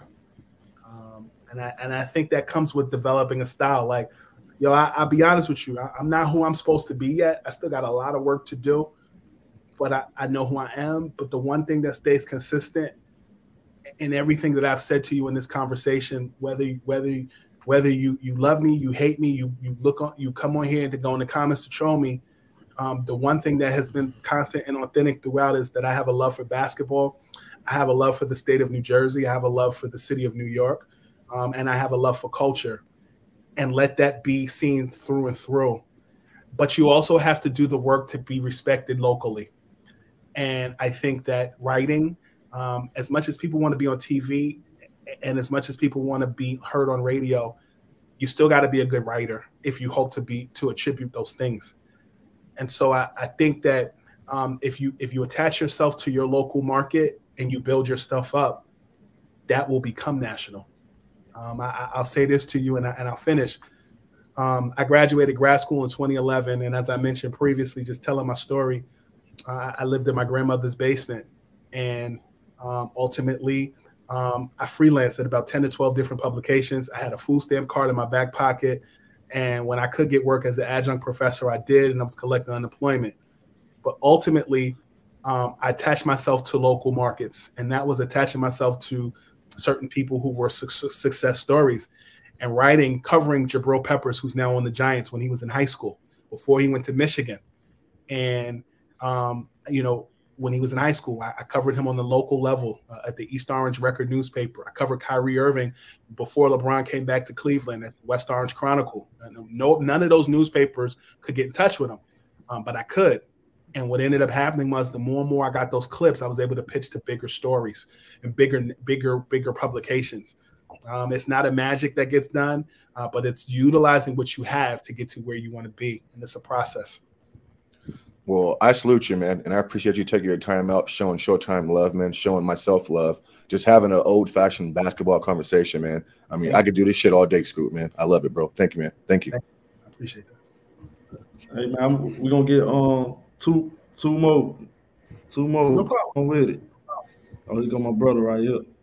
I know you're a busy man, dog. I appreciate it, man. It's my brother from another. Hold on, man. Stay right there. Chemistry Lab, what's up? What's good, Scoop? What's good, show? Trying to make $1 out of 15 cents, my brother. What's going on? Hard to be legit and still pay your rent. Listen, I pay that rent, otherwise your ass is out. You out of here, buddy. Man, appreciate you coming on Showtime Channel, man. I want to ask one quick because you touched everybody else touching on everything else. So I want to ask because me and Show big time Kawhi guy. So right now I got Kawhi as all he done. I got him top 25 to 30. I got him at number 25. People got him between 25 and 30. If he win with the Clippers, where does that put him? I don't know if you rank players. Where does that put him in your mind amongst the legends? Because all the legends respect Kawhi. I mean, I think I get like, I'm gonna be honest with you, right? So a couple weeks ago, I was at a conference and with journalists. This is the National Association of Black Journalists Convention. It was in Las Vegas, and we were sitting by the bar, like in between sessions, and we were having a conversation about this person being better than this person, that person. Somebody tried to say that Tim Duncan or LeBron is better than Tim Duncan. How do you measure that? Like you don't measure that the same way you would, like, if somebody said Kelly from Saved by the Bell looks better than Nia Long. We know that's a lie, but like at the same time, you can't measure players like that. It doesn't work, right? Yeah. So like, but to some people, Kelly Kapowski is bad and Nia Long may not be. So I feel like, to answer your question, I feel like there are so many good players that have played in the NBA over the last 75 years. I feel like as time goes on, certain people are going to begin to look at people like Kareem Abdul-Jabbar now, like somebody's child now, like 10, 12, are going to look at Kareem the way we looked at Chuck Taylor. But that doesn't mean Chuck Taylor wasn't good. It doesn't mean that Kareem is not good. It's just so many damn players that are that damn good, right? So when you ask me about Kawhi, I think he's a damn good player. But I also think that when you look at Kawhi, what makes him special is that he's played in so many different systems, right? So Kawhi, his game travel. It traveled no matter where you go. He was a systems guy in San Antonio with Duncan, Ginobili, Parker, whomever, right? And Scoop, let's be honest, they made him a system. We ain't gonna get on that, but I know where you go. We know, we know because he said that himself. But he was successful, right? Right. So you go from being a systems guy, right? Then you go from that to being, and hear me out, because y'all gonna hear this name and y'all gonna start ODing. He goes from being the Michael Jordan-like on a Toronto team. No, that's facts, though. That's a fact. We're not saying that he might. But we're not take stuff. Right. Yeah. Be careful for that reason. Showtime, you laughing your ass off, but that's just my reality. He agreed. We agree with you on that. We agree. Look at that Toronto run. Only him, Mike, and Kareem have done stuff like that. Right. LeBron, once he did it with LA. Right. And then you go from that to you basically, from my vantage point, this in the same role. You're basically in the same role with the Clippers that you were in Toronto. Because you're not a systems guy like you were in San Antonio. If Kawhi retired today, he'd be a Hall of Famer. If Kawhi retired today, he still has my respect. But I'm going to say this. I know I'm on TV, but and it's not an indictment on you. I think we have to get away from numbering people, because I don't like cheese. You might like cheese on your burger. Does that mean cheese sucks because I'm on Instagram and I have a blue check? No, that's just my personal preference. Everybody's preference is different. Yeah. I think he's a great player. I think he's talented, whether he wins a ring in with the Clippers or not. I saw somebody say in the comments that Kawhi is a top 40 player. Well, duh. I mean, like, he's one. He's that dude. And he did it in a small school, if I'm not mistaken. Didn't he go to San Diego State? Yeah. He put them on the map. Listen, you say that, but I'm a name a name that made me aware of San Diego State way before Kawhi Leonard. You're gonna laugh. Michael Cage. Does that name ring a bell? About him. I don't know, but what I mean by put him on the map, you know, it's been a while since they got back to the Sweet 16. Sure. You know, the coach was saying that they was giving tickets away before Kawhi got there, like begging people to go to the game. Right. They were. Yeah, they were. But Scoop, that was my only question. If he win with Toronto, I mean, if he, you know, he did this thing with San Antonio, win with Toronto, a team that never been to the finals, never sniffed the finals or won. He did that. And then he do the same thing with another organization that never been to the finals, never sniffed the finals and win. That's kind of, you know, that's heavy for us his career. Mm-hmm. I'm with you. That's it. So you go to the next person, bro. I'm good.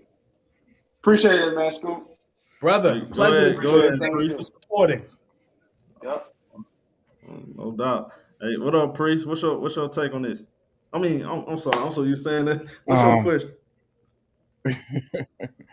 No problem, Show. I'm also a Jersey guy, so much respect to what you've done in your career as far as getting these stories out there and being true to yourself. I can appreciate that fully. Thank you, my question would be, I heard you say earlier that a conversation would need to happen as far as Kevin Durant goes and the front office of the Nets and the owner.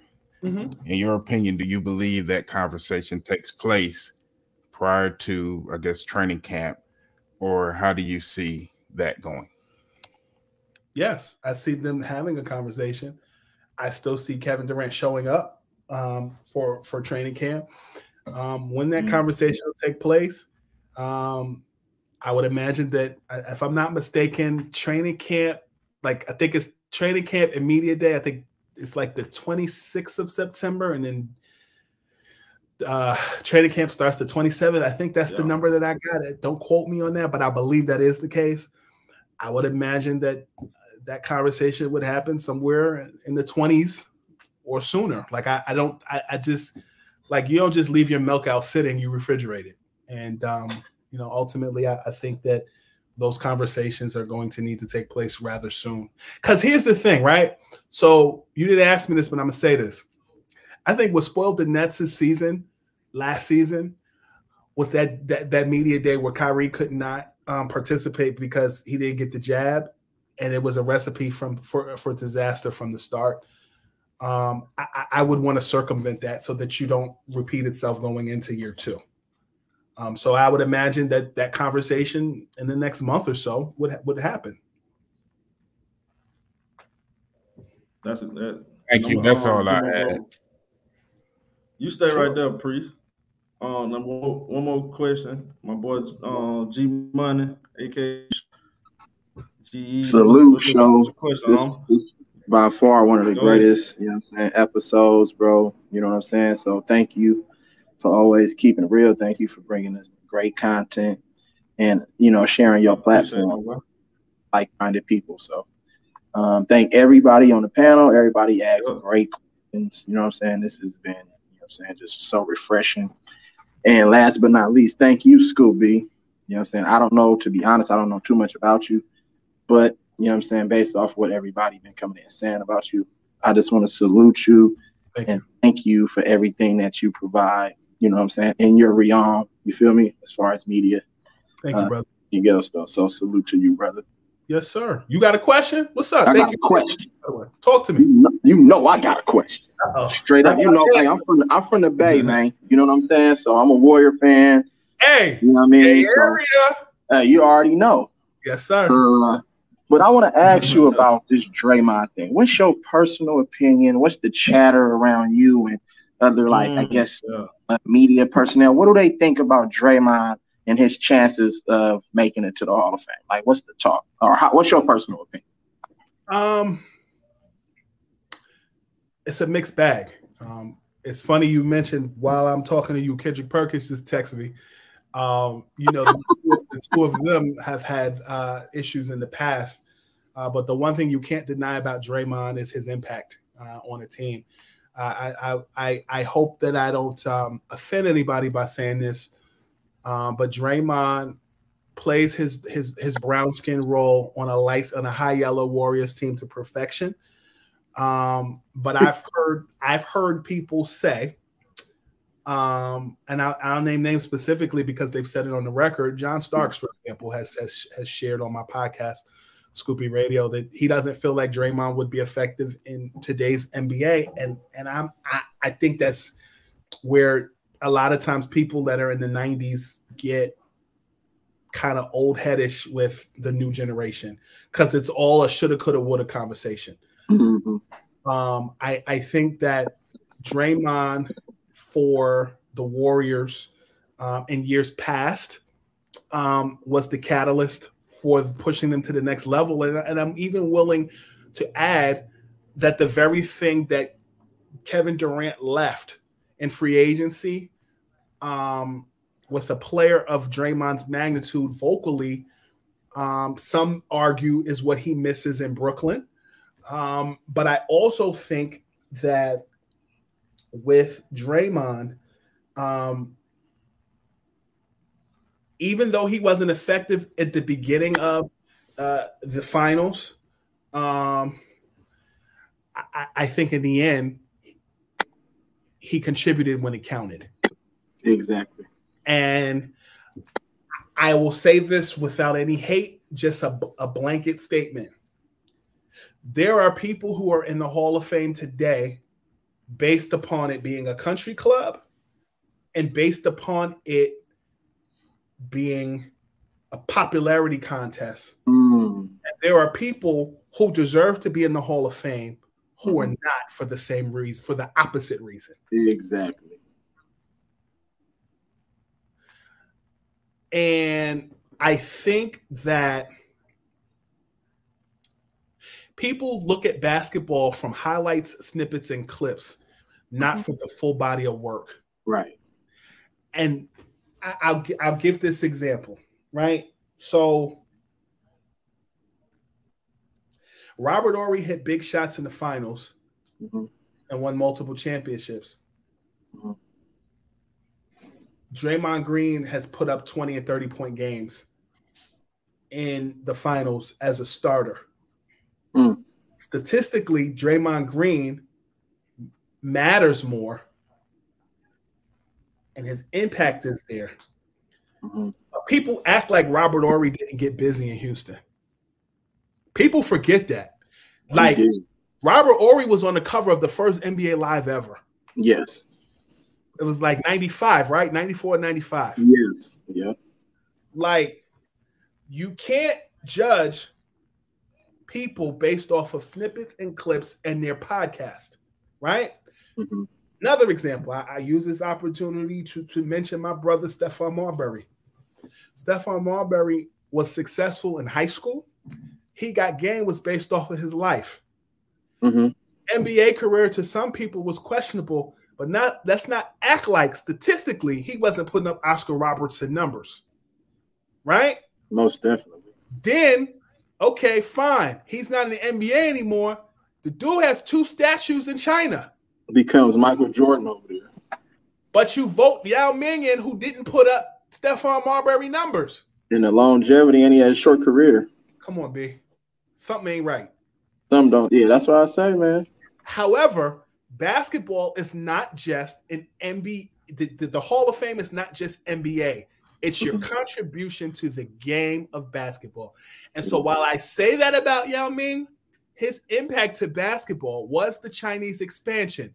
You do have Wang Zhuzhu. You have other people who who came to the NBA off the backs of Yao Ming's being the ram in the bush, as they say in the Bible, the guy who who stood the test of time. So I feel like it's very subjective. And I will use this opportunity again to say that I believe that Stephon, just like Shawn Marion, both deserve to be in the Hall of Fame. Facts. Absolutely, especially Shawn Marion. Thank you so much, man. I appreciate it. Do you believe? I'm glad you mentioned Draymond. Do you believe Draymond is a Hall of Fame? Yes, I do. We got the resume. I agree with that. So who you believe that, in your opinion? Well, we don't want to compare players, but Robert. A lot of people on YouTube they do is compares. They compare Robert Horry and Draymond a lot. They want to see who's better. Different roles. Two different roles. Right. Because Draymond in a Warriors offense was more. Draymond is really the point guard of the Warriors. Right. Steph Curry is point guard by definition. Right. Draymond is more Scottie Pippen role-wise as a point forward than he is a traditional power forward or a center. And that's just the world that we live in traditional basketball now. You can't compare Robert Horry because I feel like Robert Horry is, I think later in his career became a specialist, but in Houston was like they were plays run for him. Like you was on a team with Hakeem Olajuwon, Otis Thorpe, Sam Cassell, Kenny Smith. And Bishop W said it best. He leads the team in assists every year, which co-signs my point. Draymond is more of the Warriors point guard than he is a traditional power forward and center. And that's, that's the lack of traditional positionless basketball we're in. Like we play more of a AAU Euro style game where it's like wing forward than we do traditional small forward or power forward. So it gets real murky, but I think you understand. I think you know my heart and you know where I'm coming from with that. Right. And I believe that Draymond's true impact, my fault, show. I believe that Draymond's true impact is not always going to show up in the box. Yeah. You get what I'm saying? Like he's real impactful because he just does some of the little things, like, and those things don't get captured, like as a statistical. You know what I'm saying? Look, I'll add this. Somebody said,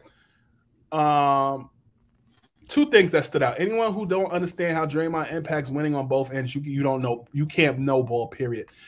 And then there's somebody said he brings the ball up so Steph and Clay can get open off of screens. I agree. I'll add this to the pot. Dennis Rodman had a Hall of Fame career before he was a Bull. The Bulls' time with Michael and Scottie cemented him. Right. Dwight Howard was a Hall of Famer before he won a championship with the Lakers in the bubble in 2020. The championship cemented it. Draymond Green earned my respect. Probably he earned my respect in 2015 because he talks a lot of sugar honey iced tea. Roy Davis said, I say the same thing, Scoopy, about Rodman. It's the truth. Rodman beneficial. It's just the off-court antics make, like in basketball, it's all about politics. So if somebody believes a narrative about you, then it must be true. Right. People, I don't play in the NBA, but people could say all day, Scoop don't have sources. So when one person says it, everybody believes it. Right. That doesn't mean it's true. It's just what one person say because everybody's sheep. They believe what somebody else manufactures for them. If they could, they'd allow somebody to chew their food for them. And the same thing goes for basketball. When you create a narrative about somebody, then all of a sudden it's true. And that's bullshit. Yeah. That's straight facts right there. Nah. Thanks, Scoop B. I appreciate it. Keep pushing forward, man. Get yours in. All right, cool. Thank you for letting me on. I appreciate Scooby for being here for a show. It was his first big interview on the channel. Appreciate it. I was gonna be easy to ask a Clipper question, but I'm just gonna ask a Brandon Roy question because he was one of my favorite basketball players before his career ended pretty short. What's your thoughts on Brandon Roy? You think if he stayed healthy, he'd been like one of the top 5 or top 10 shooting guards of all time? I felt like he was on that trajectory before all those injuries had happened to him. He was busting Kobe ass at times. What you think? Yes. But those knees, man, the knees will do it every time. And it's unfortunate. Like Brandon Roy, I remember being in grad school, and being at a going to this this function in or in the springtime, and it was this conference, and I remember watching the playoffs and running to my hotel to watch Brandon Roy and just be like, yo, this dude is cold. Like, I wasn't rushing to watch the Lakers, and I think that was in 2010. It was the Lakers and the Blazers, if my memory serves me correct. They were playing in the playoffs that year. Kobe was cool. I didn't give a damn about Kobe. I want to see Brandon Roy. Dude was nice. He could just do anything. Like Brandon Roy walked so Damian Lillard could fly. Exactly. Facts. Well, that was my question, man. I appreciate you answering it for me. Thank you again for having me on again. Showtime for the hop out. Appreciate it. Yes, sir. No doubt. Hey, man. I know you're a busy man, dog. I appreciate you joining me. Hey, hopefully this is definitely not the last time. I'm definitely gonna keep in touch with you. Man, of course, we're gonna talk. This ain't the last. You got me on record saying that. You got me on record. This won't be the last. Thank you for having me. No doubt. I'll be on Twitter with you. We're gonna be locked in with each other. Anything else you want to say, man? Nah, that's it. Oh man, I appreciate you joining us, man. So make sure everybody salute my guy Brandon School B, the legendary sports journalist, NBA insider, fashion icon. What else I miss? You all over the place.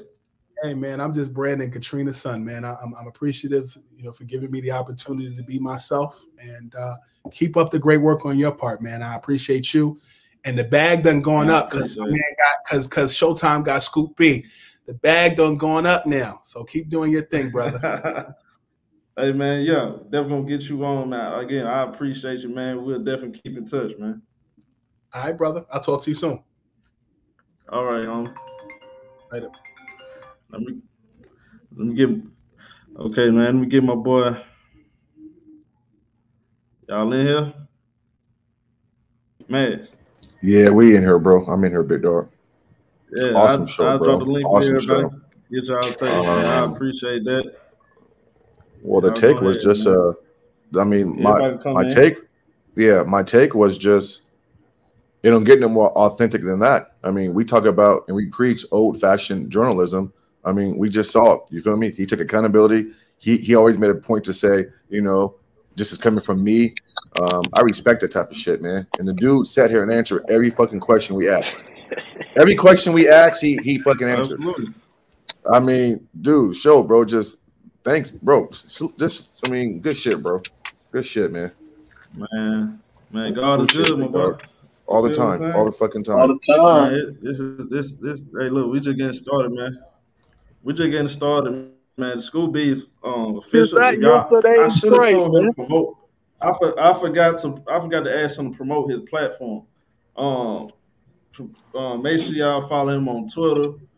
Great person. Like I said, he's a better man than he is sports journalist and NBA insider, as y'all can see for y'allself, man. Salute to him. Yeah, what's y'all take on everything though that y'all got for the KD thing? We heard what he said. We've been talking about this. I believe Kevin Durant is going to come show up and show out. What's y'all take on everything though? First of all, everything we've been saying from the beginning, bro. It kind of aligns with all of our thoughts already on it.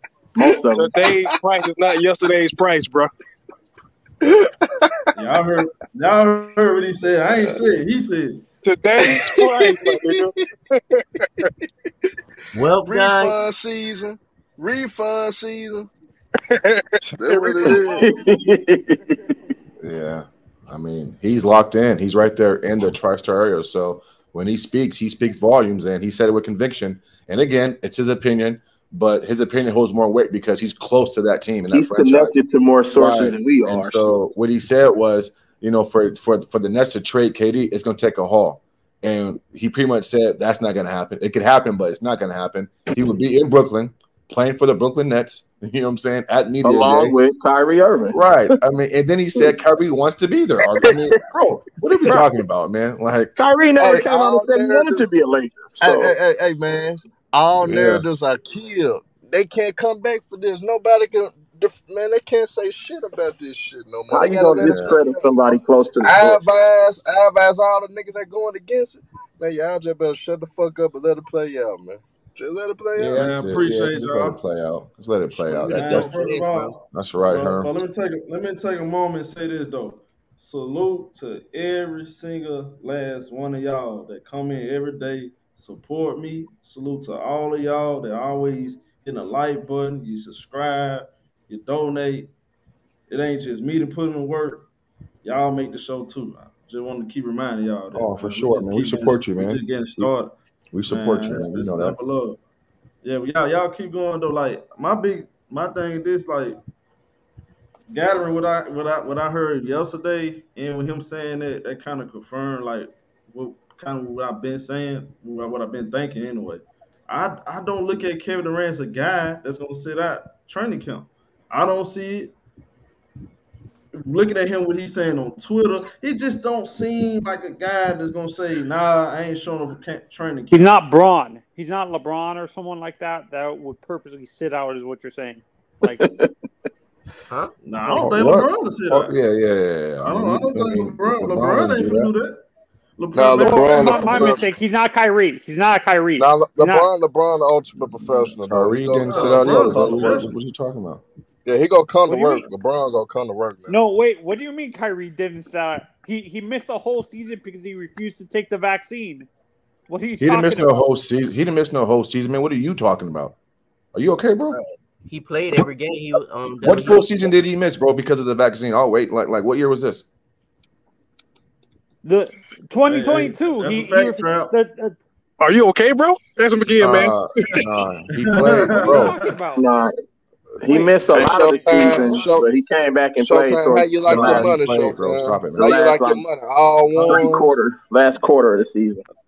Yeah. You want $2 bills?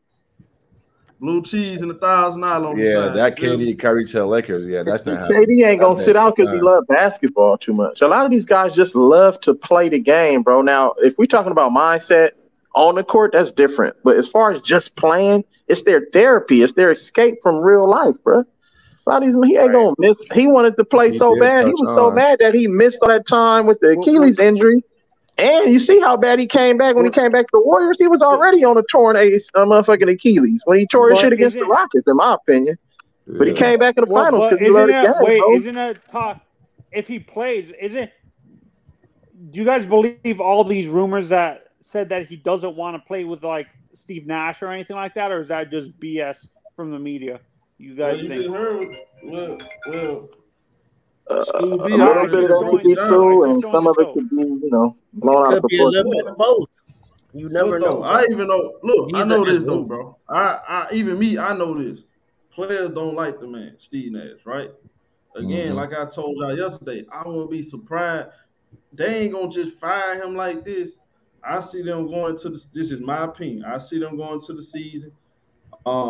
If things are out to a real spot, or maybe they win 5 games here, maybe in 14 games, they like 7-7.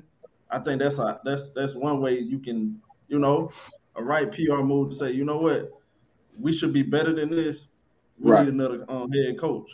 I don't, especially with, how these teams move. They don't want to make these wrong bad PR moves and just fire guys just because Kevin Durant said. You know what I'm talking about? That's pretty much what the ownership that's trying to set the mood. The issue with Sean Marks is though that's his friend. You really think Sean Marks is going to fire him though? Who? Man, it doesn't matter. Like, it doesn't matter. It doesn't matter what Sean Marks wants. If the ownership say he don't want to do, if the ownership wants a new head coach, he's gonna get a new head coach. That's just like the trade. Sean Marks can't make no deals without getting approved from the guy at the top. Don't let him get moved around without him. Right. So you guys don't think he also confirmed?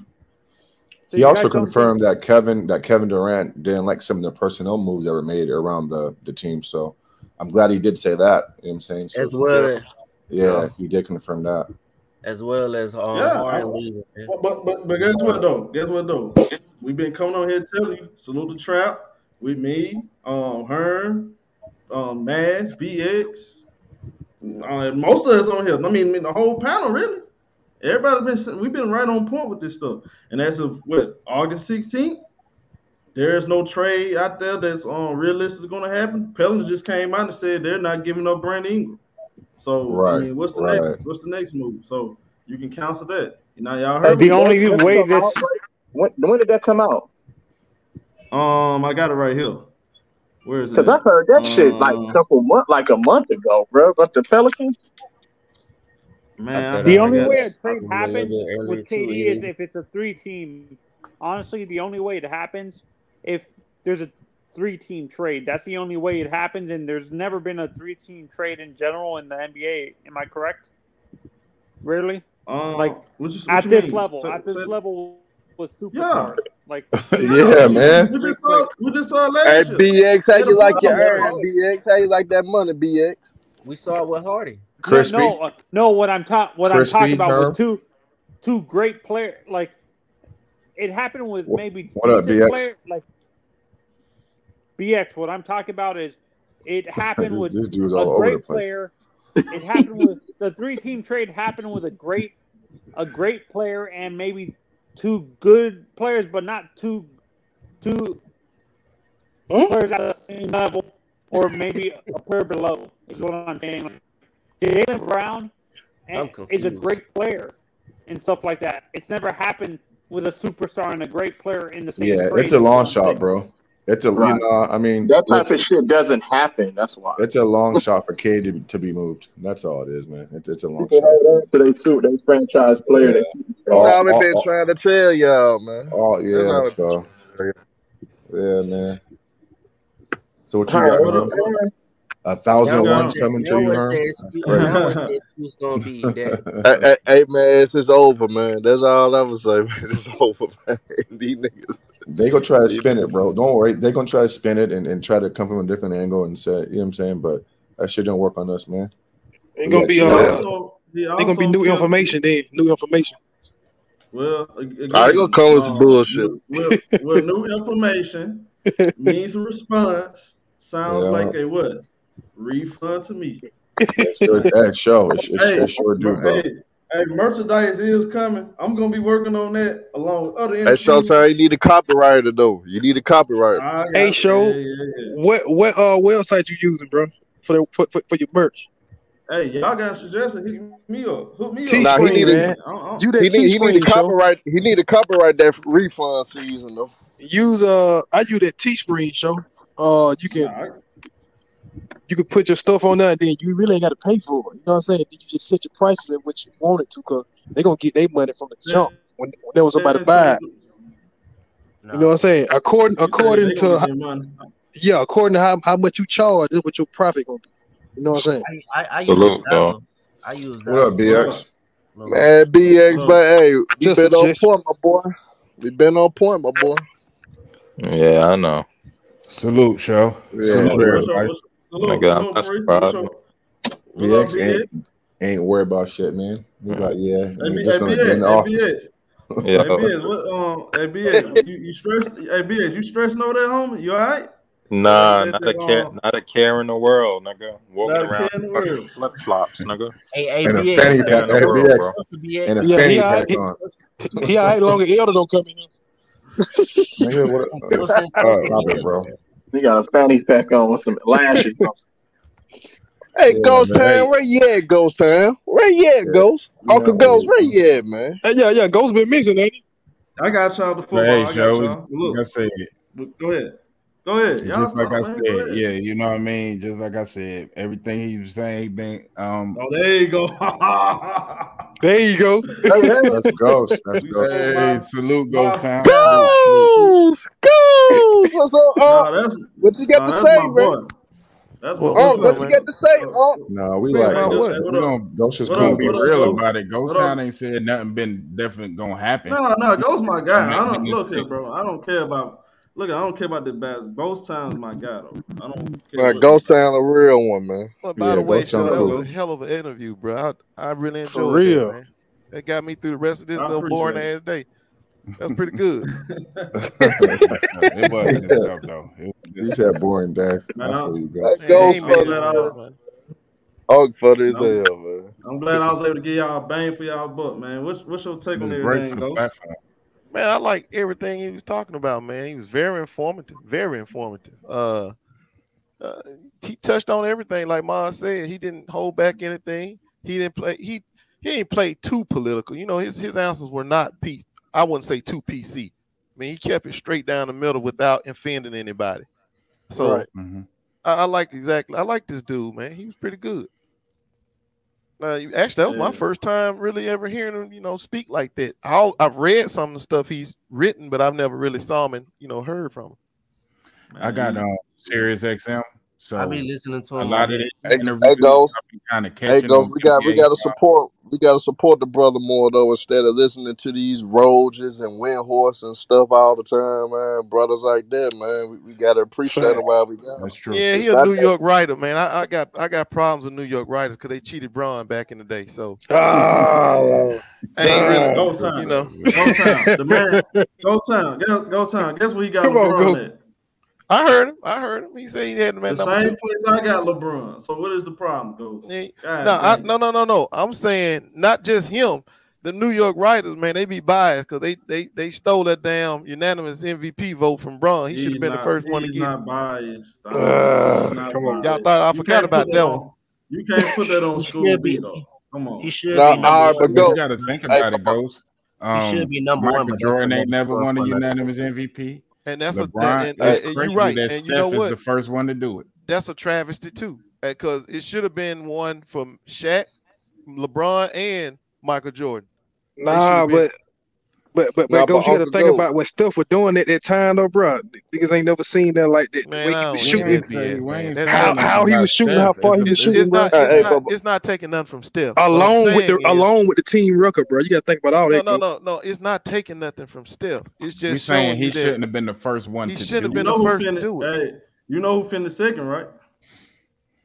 Who that? Kawhi Leonard. No. Okay. I thought it was. You said 16. Hey, Uncle Ghost, what's your confidence level now? And Russ getting traded? How you feel about KD getting traded? What's your confidence level? Man, look, that Kyrie stuff was always a hope. But Russ got to go, man. I don't really give a damn. Ghost don't give a damn. He just want to go. Kyrie, bro. If we don't get, I told you we can get the Utah package. We can take the New York package. I don't give a damn. Any package they got, just get But him what's up out your of there. confidence level, though? I just want to know how confident. Oh, that he gonna be gone? Yeah, man. If LeBron James is really serious about winning this year or having a chance to win this year, he know he ain't doing it with Russell Westbrook. He know this. I believe, as far as Russell Westbrook is concerned, I believe it's more feasible about him getting moved at the trade deadline. I think Man, that's a if more that boy feasible on that team for half a year, Lakers in trouble. They in trouble, bro. This man just had one bad season, Ghost. Just one bad season, Man, bro. that's one bad season. You mean the first of one bad season? That's what you mean, not a bad season. That's the first time he gonna have more. Damn. Hey, go time. I'm gonna say this though, Ghost. I do know this for a fact. He don't really want to be. Now he said 50-50, but I know he really don't want to be there. I think he shouldn't. He enjoys being in his hometown, but he feels humiliated. He's out there working out with other guys. Listen, man, you shouldn't wish that on your worst enemy, bro. The Lakers fan base, they just treated him despicably, and he shouldn't want to play for them. He shouldn't. It was real hard on him. He got no reason. The media went so hard on him, bro. The media went so hard on him. The way they was treating his wife and his children, it was more than just him. It was beyond basketball, bro, and that's why he fired that damn agent. Because he listen, bro. I'm telling you, if I was Russell Westbrook, I want all out of LA. I would want out. I don't see no reason to go back and play with that organization. Your teammates didn't come to your back. The coach didn't. Man, he should want to leave. At least KD defended him when they were playing together, and he was making those bad moves. KD got up on the podium and defended him. You ain't hear nobody come to his defense for the Lakers. Not the way you really That's want true. to show. If you want to keep somebody, they don't. But man, I mean, listen, it's not really their fault. It's just he's not It gonna wasn't a make it fit. there. Yeah, It it's not a wasn't a good fit. fit. He ain't gonna make it there, man. He's just not gonna make it. Because he now at this point can't do nothing wrong. Right? If he go in the Right. game and have 2 turnovers, they gonna be like, get him out, get him out. So that's what I'm Yeah. saying. He can't play there no more. It's not good for him. He gonna have to go to next season average about 25 in order for them to, you know what I'm saying? Get on his good side. That's what I'm You know, You afraid gotta of, man. look at it. These you are got- moves that the Lakers been making. The This Lakers is what I'm could afraid of. Where drafted, you gonna go? Where you the gonna go Lakers could have drafted Jason Tatum, De'Aaron Fox, but they took Lonzo Ball. The Hey, Shaw, let me organization ask you been this. making bad choices. When Russ go to a new team, and you know he gonna have some bad moments there. How those younger guys gonna be looking at him, bro? They gonna be like, man, I could be out. He taking my minutes. Go time. This is the question I've been asking. All for. guys got bad moments. This is the question I've been asking folks that kind of know something about that situation though. What team? Because from what we reading with the artists stuff, what team is going to take him and keep him and actually let him play his game and pay him the money that he wants? Because he wants another contract. That's why he's letting it be known. If he gets traded, he's not interested in getting a buyout. Because once you get a buyout, you're not gonna be able to make that money. Yeah, your value go down. So that is so much complication with this whole situation. Do you think Man, Washington I don't can know. revisit it? Because Bradley Beal said that's his I'm favorite glad team. you said that. I'm glad you said that. I heard 2 teams, Washington, Charlotte. They'll take. I'm sorry, my bad. They did say that. Washington will take them back. Because Bradley Charlotte will Beal take said that's them. his One of the only favorite things I teammate thought- that I he heard ever of. played with. Who we gonna get? Yeah. Porzingis? The Pacers don't want him. I mean, Porzingis can help. look, That keep if I- AD from playing center. Yeah, I mean, If you get I mean, you the Porzingis. Lakers. Yeah, See, Lakers. Porzingis don't want to play the 5 either though. It's got to be Hold on, somebody hold else. on. So Porzingis gonna be Hold the on. headliner then. Porzingis, Munson. I don't know if they can do this. I don't. Can you? Are you allowed to trade? Yeah, you should be able to do this. I asked for Munson Morris and Porzingis, something like that. Munson Yeah, that'll Morris would work. be a nice pickup for the Lakers. That'll work. Yeah, that'll work. Yeah. Munson Morris is a good point guard. I like Munson Morris. He can actually play the game. Yeah, the that'll right work. way. But I'll number take one, that that'll from, keep from Washington. that'll keep and, AD from playing the center. and they You'll talking about have scary damn Terry, good right? front court with LeBron, AD, and Porzingis. That's Man, a they gonna nice. turn Porzingis into a spot up shooter. But can do it. THT, go time. THT ain't it. Go time. I'm gonna be honest. Oh, I'm just man, yeah, we throw him in the deal too. Should get I Ish ain't- Smith. We throw him in the deal and get Ish Ish Smith. Smith will work too. Hey, he's still over there? I think. Yeah. No, I think he got traded. Didn't he get traded? Ish to got, Denver? I think Ish got traded to Denver. Oh, Yeah, he yeah, they yeah. got rid He of got him too. traded to them. Okay. Yeah. Yes. So We'll find somebody. Snoop, what's your hey, go time? What's your thought? Did you hear the part he said about LeBron though? Which Or one? like, What part? If he was LeBron, he would. He wouldn't. Yeah. He wouldn't be so quick to sign us. Yeah, go ahead. Yeah, I heard that, man. I hate to see LeBron leave the Lakers. I want him to stay there, but I understand what he's saying. Because if LeBron's true motivation is he's past, trying to win championships, he just want to be with his son. Yeah. Man, those teams make a lot of sense. I mean, And Oklahoma City ain't that far away from winning either. They got Yeah. nice pieces. well, they work for Bronny, right? No, they they're work for far Bronny. from winning. Yeah, they far from winning, but they work for No, Bronny. I ain't talking about winning the championship. I'm talking hey, about you mean getting like into just the play-in. They got some pretty Trav good Jacket said, bro, cut that Westbrook slander. A lot of players and teams look at Russ as a leader. He comes to work and he gives his all with no questions. Y'all slander the man for his play on the team. He don't fit on. That's what That's the whole thing. That wasn't no fit, bro. That was not a fit. They Good keep point. saying that. That's actually a good point. They keep No. telling me that. So I'm like, all right, I'm gonna lay I all. don't know about no slander, bro. Listen, man, I got eyes, bro. I watch the game. I don't know about no slander. Look, bro, the man don't fit. I don't even gonna say fit no more. Y'all can call it what y'all want to. That's what it is, though. He just don't fit with LeBron. He don't fit. No, I didn't see no good basketball player, bro. I didn't see one. Y'all You sitting can't up here question talking his about fit. leadership though, and his heart. Oh, he and got his, heart. dedication to the Shit, game. he got too much Can't heart. That's question the that. problem. I'll give you that. I This feel boy like got if too you much put heart. If Westbrook he, intangibles into Anthony Davis, you got the perfect player. Oh man, if Russ took a step back and said, "I'm gonna come and play on this second string. I'm gonna go out there and wear these second stringers out. If he thought like that, well, it would have been a better season for him for one. But unless he start thinking like that, I don't know where he's gonna go. Because y'all talking about he want another contract. I don't know. This man getting paid no more I money believe like Washington would give him one. But Washington, Washington didn't want to move. This one you can't convince me though. You can't sit and convince me that if he go back to Washington, he can't make it work. I think that's perfect for him. He seemed happy in Washington. Just go back and peep the vibe. Russell Westbrook was happy. He was playing his game. He was in game winners. This my thing about him. I've been telling y'all. Low expectations. Russ can be Russ, and if they don't win the chip, it's okay. When you go to a team like the Lakers, you got to play with Bron. Like the home Scooby just said, you always going to be up here, and you always going to be expected to win chips. When you don't win, all hell is going to break loose. I thought that was a bad fit from the get-go. That's why I was when they went off. You gotta have shooters around Russ. When I said this, but you gotta have shooters around him. I don't want Russ on a team like with the Lakers with LeBron, where it's got to be high expectation. That's too much pressure, even for a guy like Russell Westbrook, because you asking him to be something he not. A spot up shooter. Yeah. Y'all remember when Darren Williams fell off? You remember Darren Williams? Oh yeah. He didn't know about basketball. He used to be. He fell out. He used to be the world truth. Then he was good. Yeah, he did.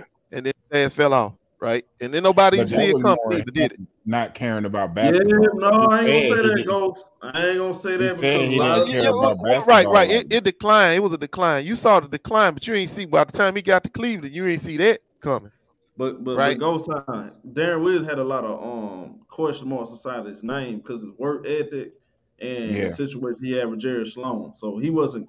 He wasn't the professional that Russell Westbrook is. We can say we want to say about Russ. You ain't gonna never That's question. Another one with the intangibles. Okay, I got one for you. Shows up to play. I got one for you. Play in Brooklyn, they have a real shot with that roster. If he I got one for you though. I got one because you saying he a professional. You got professionals to me don't degrade free throw shooting wise, and they they go to move. You don't lose that. How's he lost it if he's staying in the gym and working on this shit? The thing goes, he really ain't got no go to move, bro. That pull up jumper was his go to. What you mean? He's not. That's not his strong point. His strong point is driving to the basket and finish. Westbrook ain't got no go to move. He don't. Every other player like has got a go to move. Wow. So what? Russ was automatic. Used to be automatic with that pull up. Come on now. But his confidence look. I heard he looking good in that gym though. I heard he looking good. He gonna have revenge. I saw that last year too. I saw that last year when they were talking about look at Russ shooting three. He was in an empty gym, knocking him down. But let me put it like this, Ghost. Have you ever seen a wide receiver lose confidence and just start dropping the ball? That's the main thing. Confidence is a mug, bro.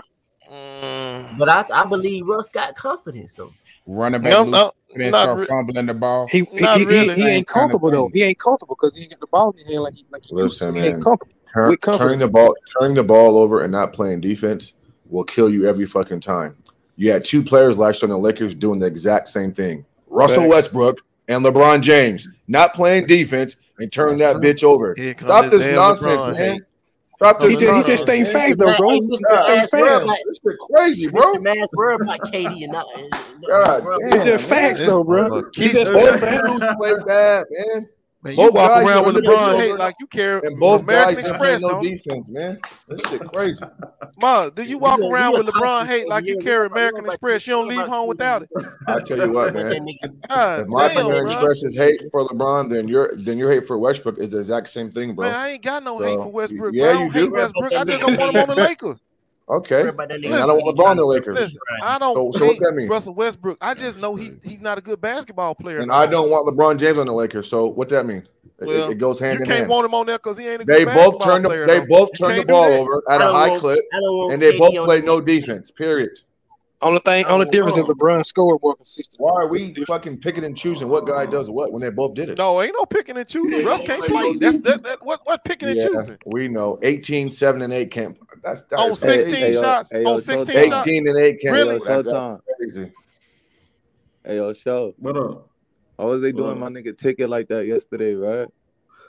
Oh, that was crazy. Hey, bro, I saw that. Blaze? That was on my nigga top. That was on my nigga top yesterday, show. That shit crazy. Man, I watched that damn shit. What Wow, laughing my ass you off. talking about on the player choice? Jason Williams was all on their on his head. Nah, Ticket cooked their ass, bro. Stop. Bro, that's what Ticket got his shit. You better quit lying to Ticket. I thought you were Ticket friend, Ma. You better quit lying to him when he ain't got no clothes on. No, I said that Ticket cooked them. But them niggas said LeBron better than MJ, bro. Like, come on, niggas goofy as shit, bro. Hey man, that's their them niggas be capping, bro. Right. Them niggas said Draymond. Showtime. Them niggas said Draymond Green better than Dennis Rodman, my nigga. It's their opinion, man. I mean, nah, them niggas on crack, bro. That ain't what they said. That's not what they said. That's not what they said, bro. Showtime. Dennis niggas say Dennis Rodman better than He didn't say that. Draymond Green better than Dennis Rodman. Nigga, I put that on everything I love, nigga. No, they didn't, bro. No, they did not say that. I put it on God, nigga. Go look at it, nigga. I put it on God. That nigga said they was that arguing shit. impact. But anyway, in his role. You watch Rodman in his anyway, role. everybody got their own ridiculous beliefs. Because hell, Ticket don't think Draymond going to the Hall of Fame. Man, Draymond Green ass though. Ticket wasn't lying, bro. Without playing, that nigga gonna be ass. Ticket said Paul Millsap was better than Draymond. Fact, he is. He is though. He is better than that nigga, bro. What has that nigga won? That nigga won. Nigga, because look, bro, what is Draymond? Bro, Ticket didn't say that either. Let be lying. Bro, he said that. Go train and watch the shit. Go, she capping, bro. Bro, don't tell me what I watched. Go train, because you said he ain't say that shit. Spot. That's what he said. He said that too. He said nigga said Draymond Green better than Paul Millsap, but that's cap. Draymond Green not better than Paul Millsap, like a better player, nigga. Man. This my whole issue with that. I'm gonna say this real quick. My whole issue with this, I didn't like how they made it seem like Ticket was retarded for having a basketball team. But I heard you say Kobe Bryant not top 10. Exactly. Who said that? Who said that? Jason Williams. Jason Williams said that. He said he's not top 10. Them niggas is goofy. He's sitting back comfortable in. But you said Kobe Bryant not top 10. Turn your head around. I don't want to talk. Oh God, yeah. Hey, yo, they was on. What was his top 10? Hold on. What was he his was top little 10? condescending. Hey, Ghost, that was on his head. It said, "Turn your fucking." Jason was said, "Turn your fucking hat around, nigga. Take that heat hat off." No, I want to know what Jason Jay Will top 10 was. Then okay, it's your opinion. It's your opinion, right? So why destroy another man and kick another man down? Because that's his opinion. Now I argue with Ticket about the Draymond thing all the time, but I'm not finna sit here and just destroy him. Say he retarded and all the other stuff. And I realized the temperature that, like I said, I go on there myself. I'm gonna tell you what he pissed me off on now. I'm gonna tell you, I don't like this shit. So when he tried to go at Ticket about what he done, who he played and where he played. Oh God, that fucking shit right there. Now that shit that pissed me off right there. Look, Ticket said he played behind Charles Oakley and Ben White. He like, I don't give a fuck, them niggas ass. He like them niggas I don't like nobody doing that shit, bro. I don't like nobody, because if that's the case, then don't ask nobody to watch you then.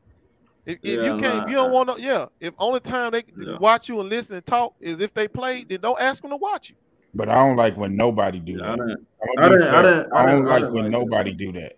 You can't. Nobody can't have an opinion if they haven't played professionally. We gotta start respecting each other's opinion, man. I mean, everybody's opinion matters to me, bro. That's how I see it, bro. Showtime, the niggas capping telling something we not ganging up on you, but all of them was ganging up on the whole time, bro. They was capping like shit.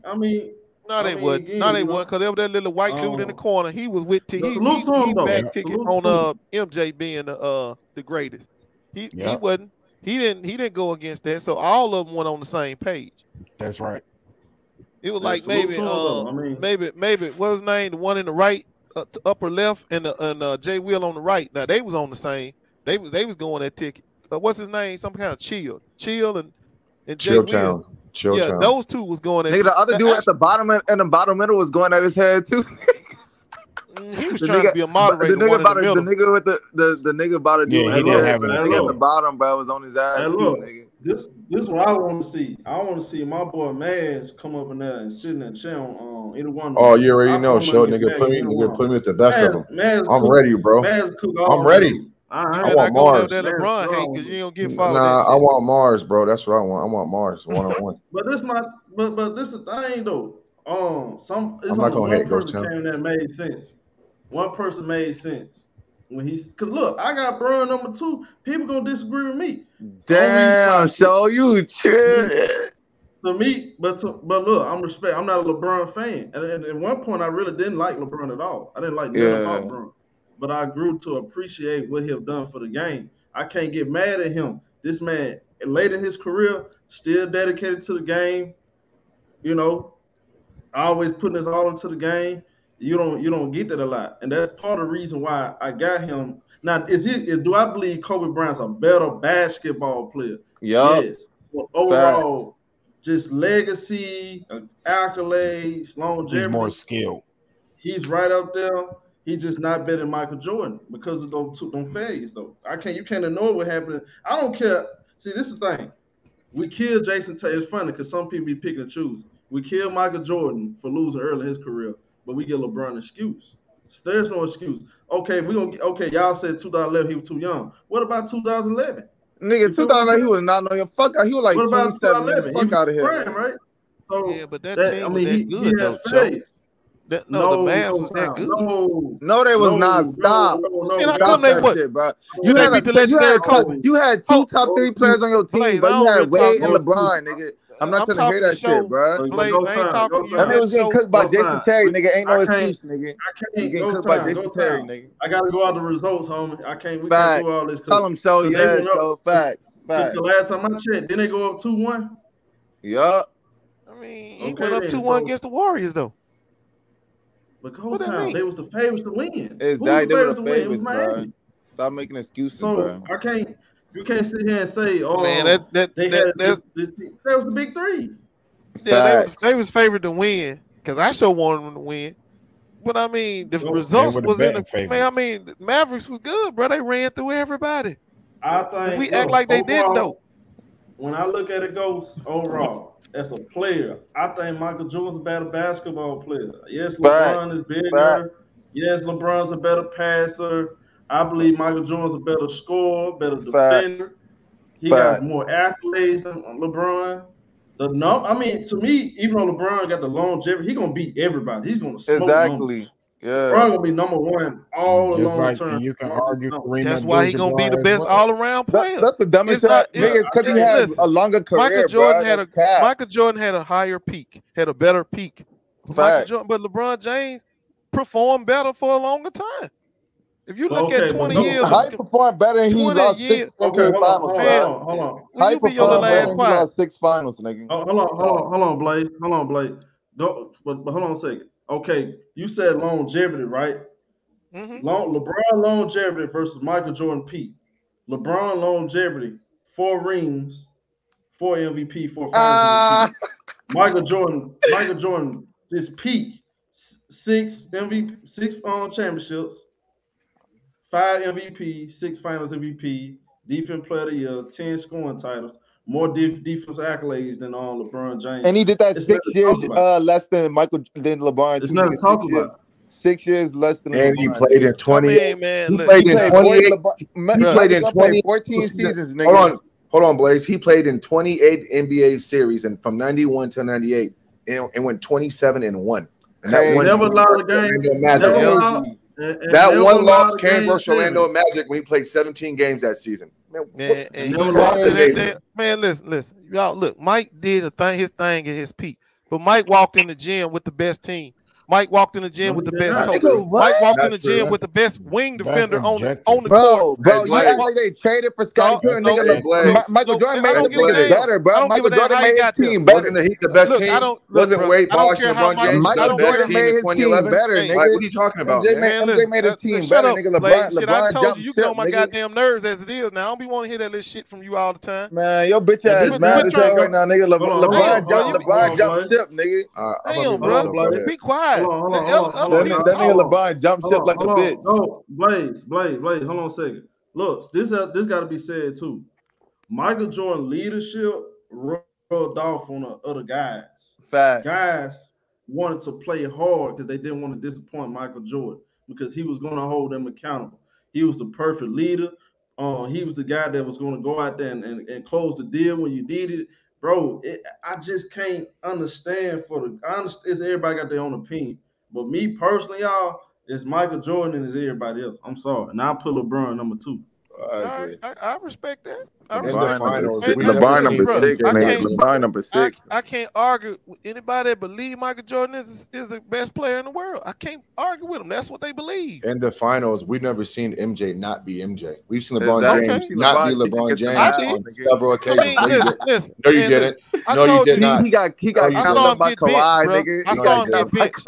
I saw him get benched. Yes, I did. When? In the finals? You figure it out. You watched them? Did you talking about fucking Game 6 versus the Blazers in Game 6? Right. Is that what you're talking about? Right. Well, then you know. So you saw him get benched. So he why got benched for fucking a quarter? What, for a fucking quarter? What are you talking about, Ghost? What's getting benched?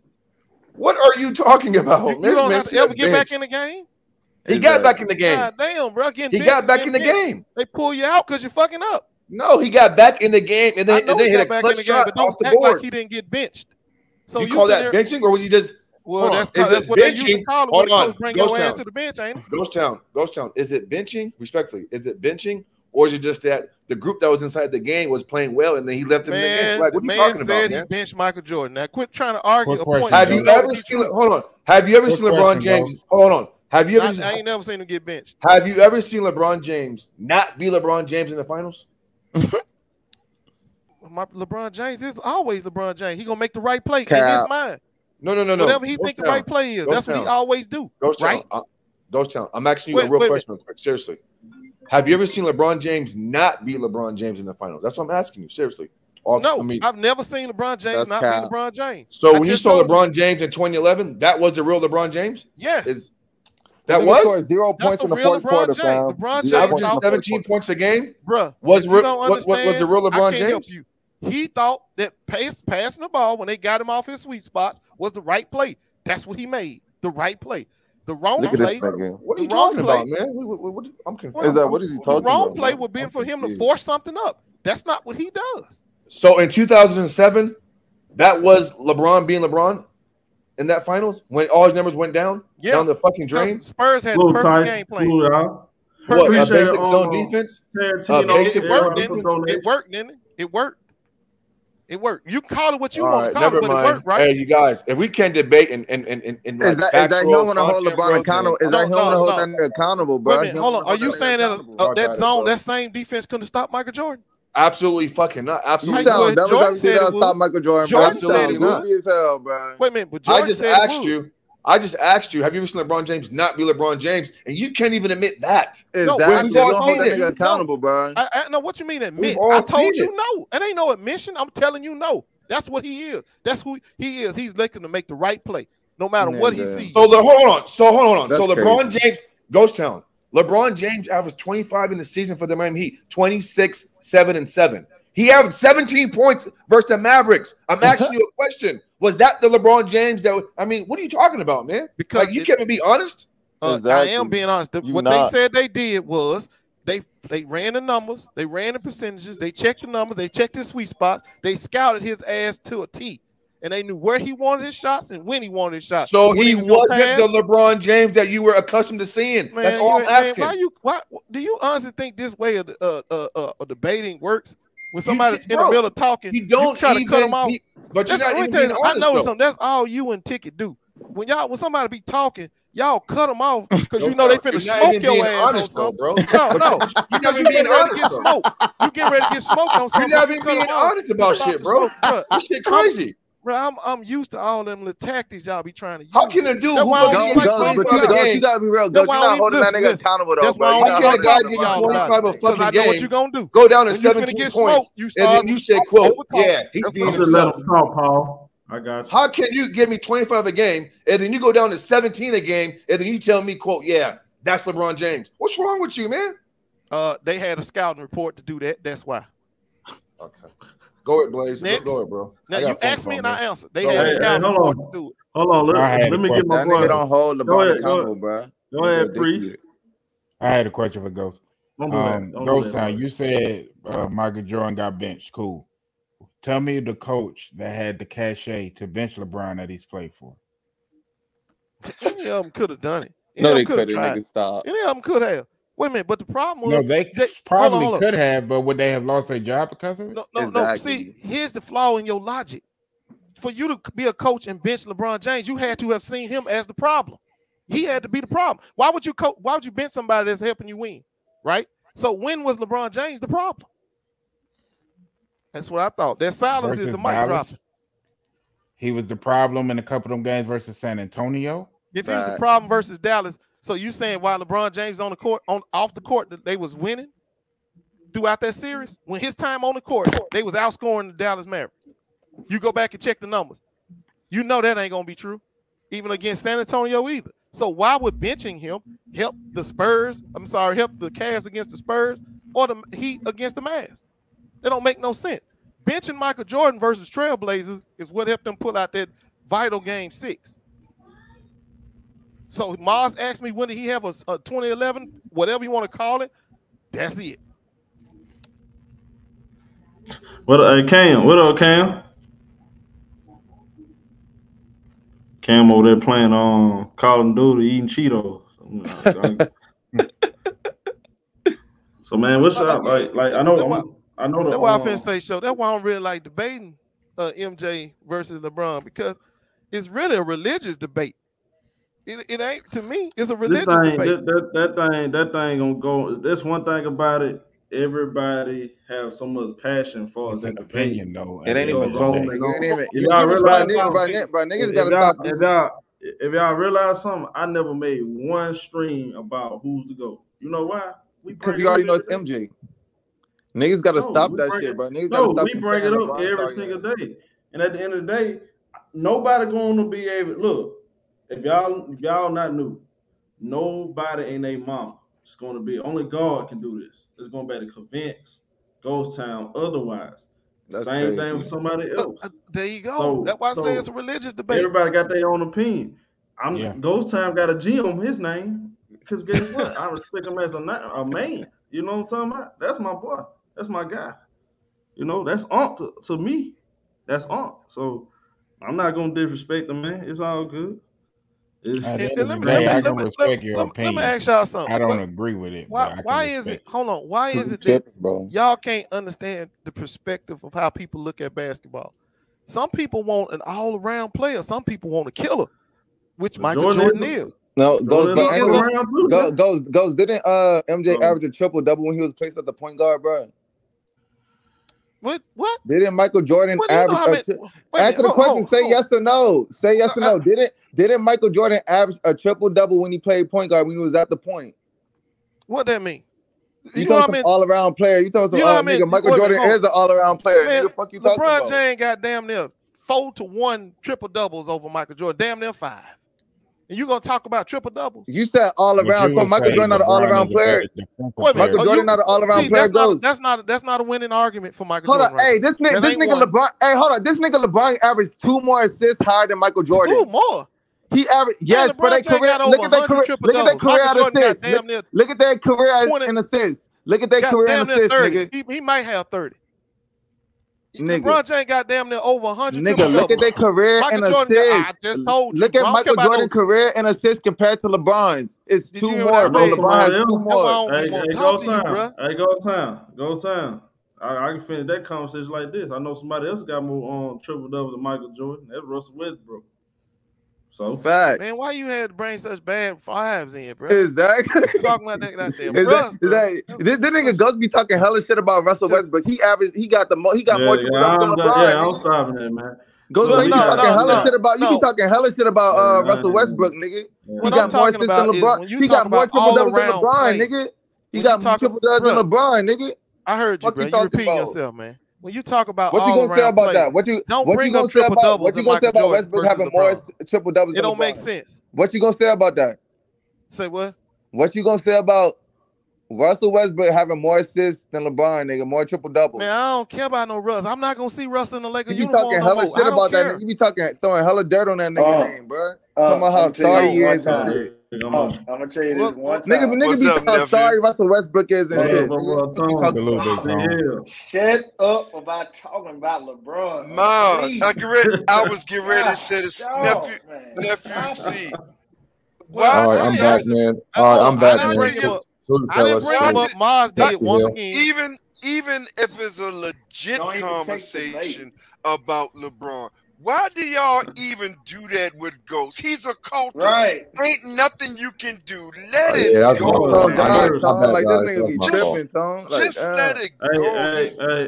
Hey, boss life. You can support right there at the bottom of your screen. Just let it go.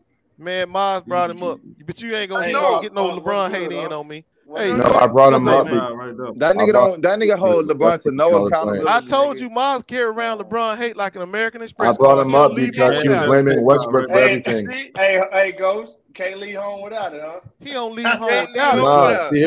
See Hill. He blamed Westbrook for turning the ball over in defense. I'm saying, well, they had two guys last year doing that. Oh God, both guys was doing it. Yeah, I already told you about that, bro. Forget all that. Hey, man. Forget all that. Did you see how my boy put it? Hold on, man. Did y'all see how my boy put it in their face today, man? Oh yeah, for sure. Yeah, that's why we did. It was good stuff. Well, everybody just shut their mouth and just get this man a hand clap, man. Absolutely. Congratulations. And this is going to go a big way in growing your platform. Much love to you. Get this man this card, definitely. My boy, man, Showtime turned the camera on you niggas and put it in y'all mouth, man. Whether y'all like it or not, he did that, and I'm riding with him. Oh man, and I'm riding with him, and exactly, man, everybody riding with him. I'm right, yeah. And Big Tone, we ain't forgot about you, Big Tone. He riding with him. Yeah, Tone, my nigga. Yeah, I fuck with Tone. Yeah, since the beginning, I enjoyed every second of it. You know that. We appreciate you, sir. We appreciate you, man. How come Ghost Town can't be like Tone, my nigga? Like Tone, that's a real aunt, bro. Cause Tone full of it. When he go against LeBron, when he go against LeBron, he full of it. I've been hearing all that bad.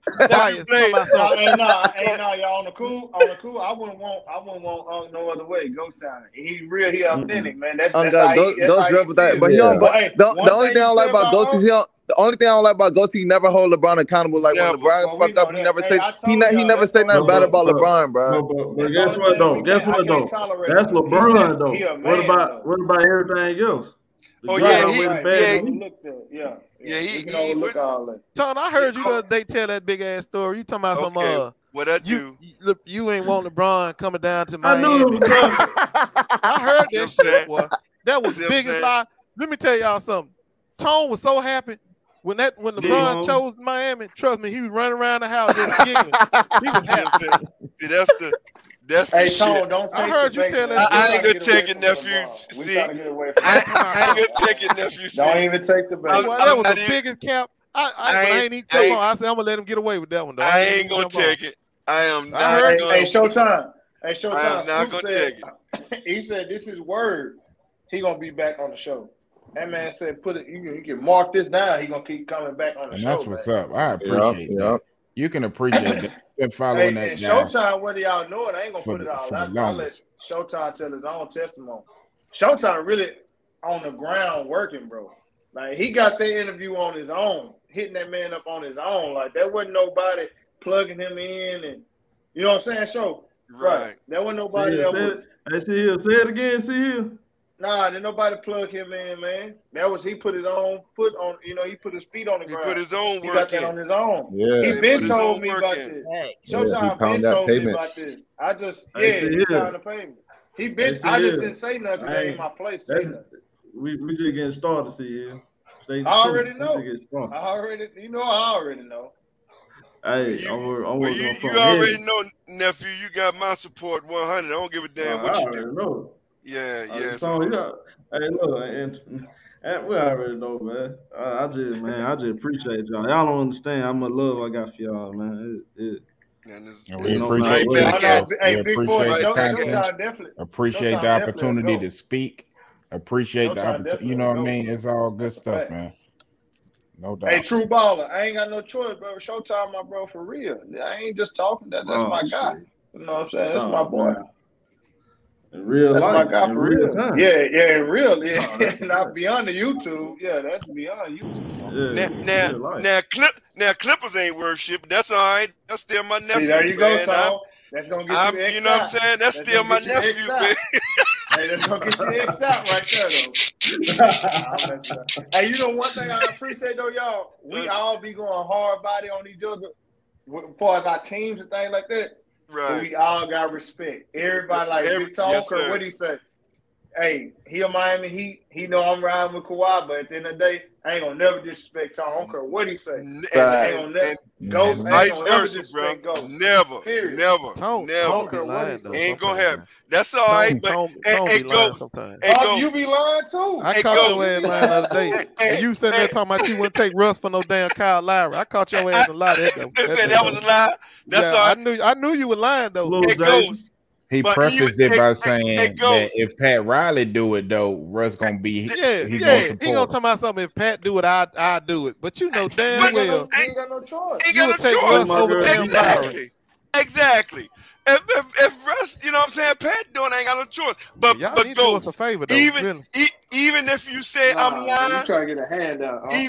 Even from a lie, I'm still never ever gonna disrespect. Hey, Showtime. They getting so sad out here, man. These niggas looking for a handout. Look, closed mouths don't get fed, bro. Hey, I'm looking for a handout,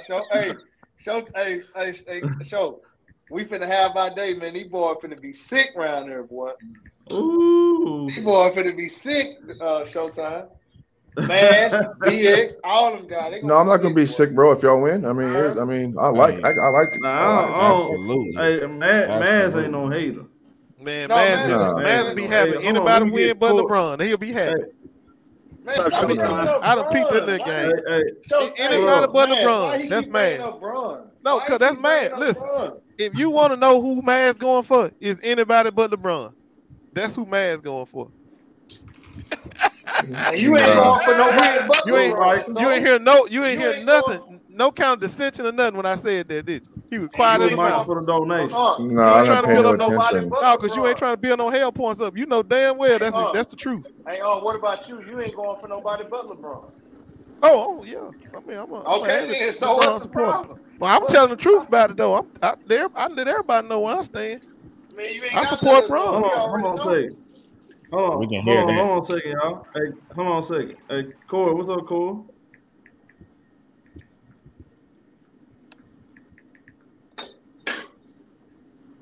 Cool. Hey man, you gotta speak or move around. Hey man, you gotta get that right, Cole. You gotta come back, Cole, or something. I got, you know. Go ahead. Okay, Scotty Pimpin is the GOAT in the house. What up, homie? Hey, what's going on, fellas? What's going on? Yeah, man. What's up, my boy? Hey, man, it's sad. Oh my God. That's sad. That's his name, but I like this dude. I like this cat right here, though. He know what he's talking about. What's your take on everything, though, huh? Well, no, I'm just, it's a lot of different takes. You know what I mean? I just feel like, MJ had his time.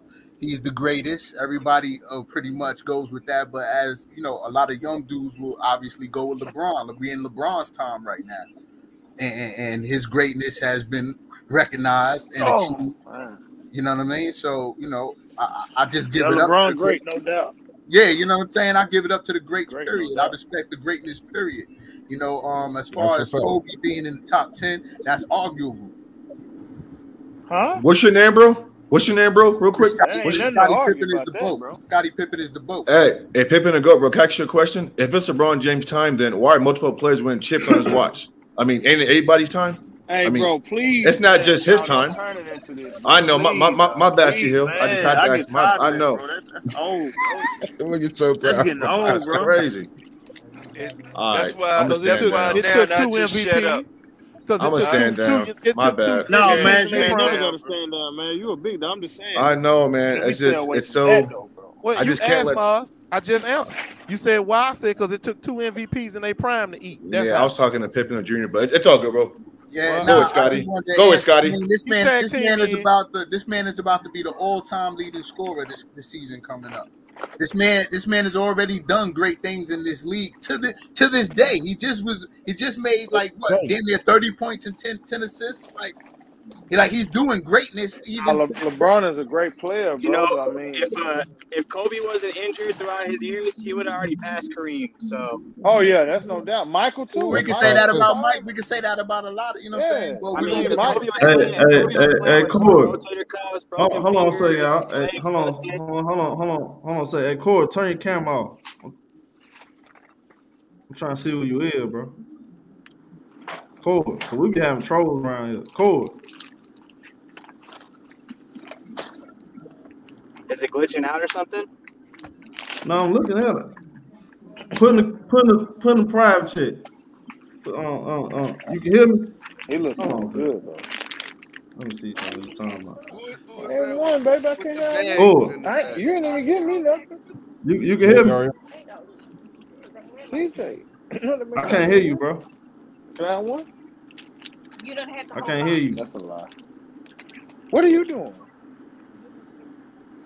See here, put your mic on mute. Put your mic on mute. Oh, my bad. My The young lady. My bad. Yeah, that's my old. Hold on, Tom. All right. No, I said. We don't want to hear no. We don't hear no pillow talking that like that. Nah, man, young lady. Man, I ain't doing no pillow stuff. What y'all talking about? Hey, Ghost. We caught him bagging on camera. We caught you bagging, nephew. Hey, you got no kids, man. You got no kids over there. Oh, there go my boy. Hey, just teasing, hey, y'all trying to style on me. Just teasing, baby. hey, what up, my boy on light skin roster, man? What up, home? It's your first time in there. What's that? Yeah, it's light skin. He won us Showtime. What's good, light skin? Yeah, I already know. What up, home? Yeah, roster down with us. Light skin. Yeah, roster. A little bit, but you sound like you trying to fish you a peanut butter jelly sandwich or something, man. What's up with that? You come close to the phone? Can you hear me now? Yeah, there you go. You gotta get out that Starboard Wi-Fi. You said you gotta get out that Chuck E. Cheese Wi-Fi. Yeah, there you go. What up, homie? He said Chuck E. Cheese Wi-Fi. Yeah, that's the interview, my boy. Everything good? That's my bad. My fault. First, I want to say a thank you to Ghost Town. I don't know him personally, but he shared like some great life inspirational things a few streams ago about how to change your life with the trades and all that. And I did recently take part in that, and it did help a lot.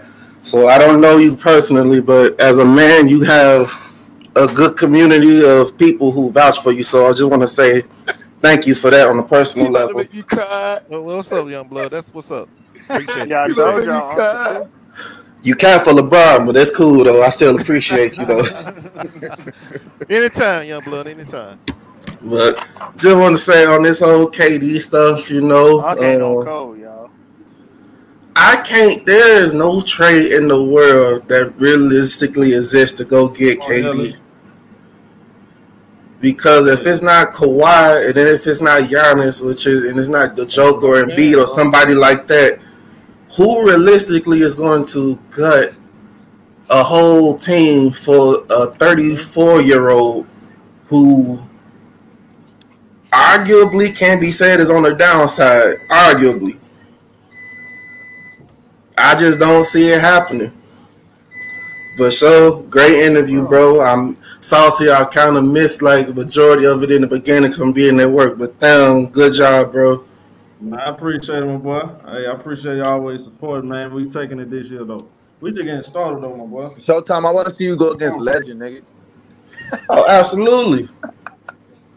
Go against Legend. Kawhi MVP this year. I'm calling it. I'll go again. Look, Man, they don't want to. They don't want that, bro.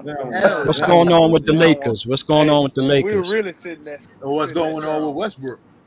I don't want to embarrass everybody. Come on, y'all got to get past Westbrook, man. Come on, man. This is a new year coming in. Who y'all going to trash, nigga? The nigga shot 45%. Replace Westbrook. Who going to replace Westbrook? All they want to do is blame Westbrook. Who going to replace him? Niggas gonna trying to replace get him? Kyrie, Come on, y'all. Ain't nobody gonna replace him. Ain't nobody saving Because him. LeBron, Ain't yo, nobody I saving like him. LeBron. I think LeBron got to get a ring this year. I think he hold really on, Corey. want to get a ring this year. I think he's going to do it, man. He just got one 2 years ago. Yeah, but he won another one. That's why he's still there. That's why he's still there. Hold on for me. You said he gonna get it this year? I believe so. I believe so. I don't know how, but I really think he's going to get one this year. Okay, so it's obvious you changed the third. Nah, you crazy. LeBron still got it, man. LeBron is he's the GOAT of this century, of these kids, the new era. There's no doubt about that. That's fair. fair. He's still putting up numbers. That's fair, but he done. Let me just tell you. Let me just let you know, nephew. He ain't getting nothing. How he done? How he done? Tell me. Getting rings. I thought he was done, but I don't think so. I really don't think so. He's still in it. He can stat pad all he want. He ain't getting no more rings, baby. He done. We'll see. We'll see. Okay. Tony, as long as he got a pair of tennis shoes, bro, he got a change. I don't think the Nets.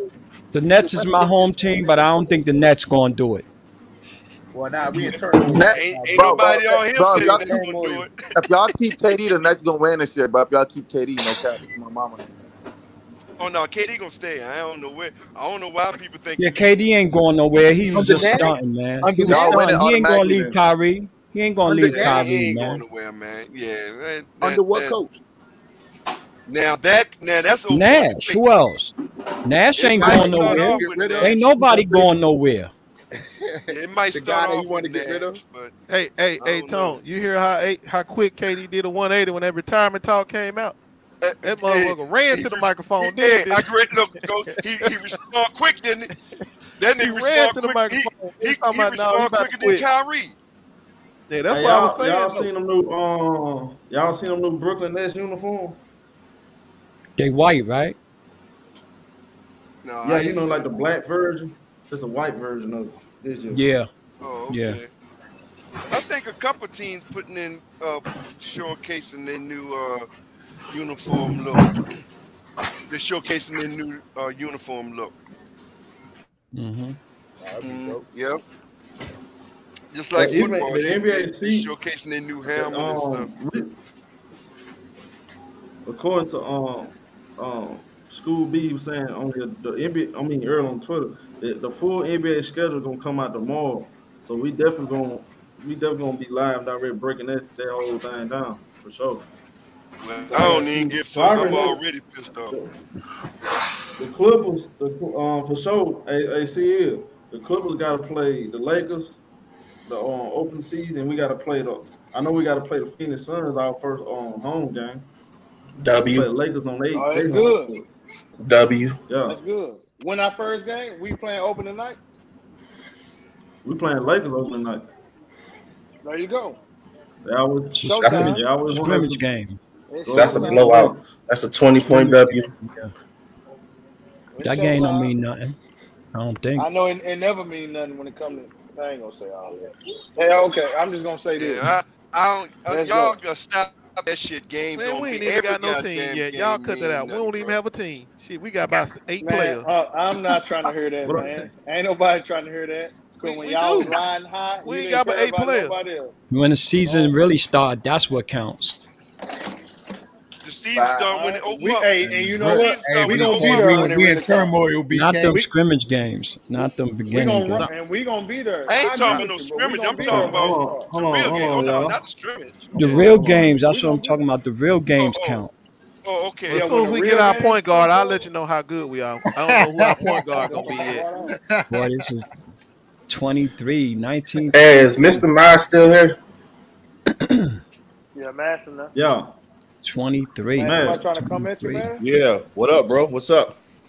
I just want to ask you, assuming KD and Kyrie stay, what's the season record for the Nets? Get your bitch ass up, little ass nigga. That's a fair question, bro. Listen. So based off healthy, if healthy, and they both play about 60 plus games, they're gonna win probably like, I don't know, 48, 49, 50 games. If healthy, listen. If healthy, The Nets can win about 50 plus games this year. 54 and 28, man. 54 and 28. Yeah. Y'all. Here you go, Sierra. Yeah. Look, I agree with that, I big want y'all to take my word. If y'all don't take my word on nothing, take my word on this. All this stuff y'all hearing about Ben Simmons, y'all, just remember this what I'm telling y'all. Okay. That man gonna be playing. Yep. Well, He gonna I be want to playing. congratulate him. I don't care about him. I want to congratulate him because he won it. He won his money. He Now, gonna be ain't playing get, basketball. he ain't get all of it, but he won his money. After what happened yesterday, hey look, now that he got that situation, boy, it's over with now. Yeah, he back basketball now. He got what he wanted. I can't wait to see Simmons play. I never seen him play. Bro, they about to be crazy. The next gonna be crazy. KD still there, bro. It's over, bro. I think they all gonna still be there. Nigga, just listen to nigga. Just you gonna have I think Curry. Kyrie and them all still gonna be there, bro. You gonna have Curry, I just KD, got that Ben feeling. Simmons, nigga, Joe Harris starting, bro. It's over. And nephew C, I already told him yesterday what it's gonna be like at the training camp. Before training camp, Kyrie, KD, the front office, they're gonna sit down. They're gonna get the PR people to draw Talk up like the men. papers. All they gotta do is talk like men. A lot of That's stuff all. get situated. They're gonna get them draw up the papers. It's too easy. They're I'm gonna fucking up my ass up. set, they're gonna set the stage, and then they're gonna practice. They're gonna come back, and they're gonna just turn this whole shit around. Ain't nobody even gonna think about what happened. That's right. That's right. I think, hey Tone, I'm with you. I think Brooklyn them. I think they're gonna stick it out, bro. There is. I just don't feel like they're gonna leave the Nets, bro. I ain't changed my number. I still keeping it at 99 out of 100. They gonna stick together, and I ain't switching. Go Brooklyn. That's where I stayed, nephew. I hope they stick it out, I've been man. from day one when we started. 99 out of 100. They're gonna stay. I ain't go back and check the stream, and I ain't switching. KD gave his all last year. KD really played his heart out, man, as much as he could. But the thing I don't like is everybody riding on KD because he had a bad series, bro. I mean, Oh God, No, it wasn't his fault. Triple teaming that nigga all game. It wasn't his fault that he had a bad season. Oh God, that was triple Man, can teaming I that finish nigga. what I was about to say, bro? Can I finish what I was about to say? Man, y'all know, God, dog. But that's what I'm saying. I don't agree with everybody. Everybody riding on them like that. Because if we let the truth be told, if your name ain't Michael Jordan, who haven't had a bad series? Who haven't? I'm just saying any star that we like. That's true. Kawhi, KD, Bron, Dwayne Wade, Steph Curry. Who haven't had a bad series, bro? Exactly. Come on, man. We can't just kill KD. They talking about KD ain't top 15. He ain't this. He ain't that. What? Come on, y'all. Stop that, bro. When you don't like somebody, those are things you do. Come on. Right, like, come on. For whatever reason. KD is still that guy. Absolutely, CL. We got to stop. Absolutely. We got, like Showtime say, how we going to come on the YouTube? We supposed to be different than mainstream media. That's why we come on here. We supposed to tell the truth. We doing the same thing they do. It's sad, bro. Well, I ain't gonna say we. Everybody gotta. It seems like everybody gotta blame somebody, but I really blame it on the pandemic because Kyrie didn't want to take that shot, so I blame it on the pandemic. What's your name, bro? Lucky, Corwin, Okay, man, so Corwin Lucky. What about this? Why don't we just give credit to the Boston Celtics? Why can't we just give credit to the other team that won? Why we got to kill? You know what I mean? I know it's crazy to give people credit. I know y'all don't like doing that. But what about we give Boston their credit, bro? They had a great game plan. They knew the Nets wasn't hitting on nothing because they ain't been together all year. And the Boston Celtics played together. And that's something Showtime always talk about. Well, who didn't give them their credit? You got to take account. You got to take a lot of people give them their credit. They were just banging on KD. You got to take into account it's not always the better players if you got a team that's been together and been playing. See, that's the part of basketball y'all don't look at. Y'all just look at the names and, oh, yeah, this. Man, Boston been together all year, building continuity all year. That's true. Brooklyn came in there just because they got their name on it. No. Ain't nobody going to lay down because Durant on the back of the jersey or Irving on the back of the jersey. Boston was ready for them dudes. No, Truth be but told, we talking that about New motivates York, man. a lot of We those talking guys. about Brooklyn. We talking about Brooklyn, New York, man. You What know, about Brooklyn, New York? Brooklyn, New York is a big, the biggest city, like And what that mean? most popular What that mean? city, most Yeah, popular what that city. mean? Our fans are popping. We Yeah, got you're good right, but what players they gotta now. do with anything? We got good players though, the and Nets you don't know, sell out. Bro, we in turmoil. we stand a chance. We made it to the playoff. We made it to the playoff and Hold on, who you beyond. talking about? But The Nets or the Knicks? yeah, the Nets made it with just Durant. So you could imagine with them other players, like y'all was just saying a few minutes ago, Simmons and Kyrie back. Man, You know, if y'all fans is popping, bro. Hey, bro, you know, let's it's just going down this year. It's let's going just call down it. this year. Hey, let's just So call it's it. the Mavs. We in Is he talking about turmoil the right Brooklyn now, bro. Nets? We in Hey, turmoil. Mavs. Is he Nobody talking never about the talked Brooklyn about it Nets like or the this, though. Brooklyn Knicks? Bro, y'all know The Katie. Y'all Brooklyn know Nets. Katie would have had 2 That's rings why with the Nets, but nobody that's why got I'm hurt. Y'all know confused, that, right? Surreal. That's why I'm confused. The Hold Nets. on, homie. Is you talking Confused about the about Brooklyn Nets what? or the New York Knicks? We in you just turmoil, said. bro. I'm a Brooklyn Net fan too. We in turmoil right now. Man, y'all I ain't don't no see it as They turmoil. I making this just see it bigger. as They making this Kyrie bigger than couldn't what it play is, bro. because of the pandemic. Y'all not in turmoil, bro. But That's y'all just what not my boy seeing that. YouTube Nobody's saying, bro. talking He about that, played, Harley. They're but he not played. talking Y'all about not in Are we in turmoil, bro. Are we in championship we're not in contention turmoil. We without just K? have Are to we in champion? overcome No, the y'all not players gonna win no that we championship without lost. KD, no. Oh, But okay y'all then. not in turmoil. Y'all not in No, we're not y'all in not We in turmoil. talking about we turmoil, got bro. our star players talking about he want the GM and the coach out. Listen, let me say this real quick. It Let me ain't say this smooth real right quick now. I know that. because I don't There's know a where. lot of players think their coaches should leave let me say this all real over the quick. But leagues. not the GM too. If it was just Nash, it would be GM too. okay. GM too. Salute boss life for the All over donation, the man. leagues. Salute. It ain't just the Nets. I ain't Cause never heard get rid of the GM and the coach. Yeah, It's a lot of stuff you ain't It's never all heard. A over, lot of man. stuff don't get Better publicized. believe Man, it. these dudes sad, man. right. I A lot of mean, stuff don't get I'm a talked about KD guy, out in the but open. God, man, that shit crazy. So that's KD's opinion. Why y'all want to go against his Shit probably just opinion? ain't made his way to the public. KD? You ain't playing. You ain't playing for the Can't be team the he leader is. and say I'm putting the He team playing on for my the back. team, not you.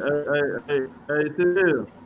Hey, hold on. Why did See KD here. sign the deal? Why is Hey, KD see not here. honoring the deal? Why he not putting the Man, team man on ain't my gonna back? let Showtime talk about his own channel. Black Pride speaking facts right here. He have his reasons. Y'all don't know his reasons. Hey, hold on. He Showtime said, trying I'm to say late as something. hell. Go. Huh? Go ahead, Show. He said, I'm late as hell. Go see Hill in here. Salute. Oh, what's good, Black Pride? Man, I ain't the GOAT. Showtime the GOAT. Did he miss the stream? Did he miss the stream? Nah, man. I ain't the GOAT. Showtime the GOAT. Hey, see here. Man. Hey, see here. You Floyd Mayweather around here. Ain't nobody cooked you yet, man. That's just fact.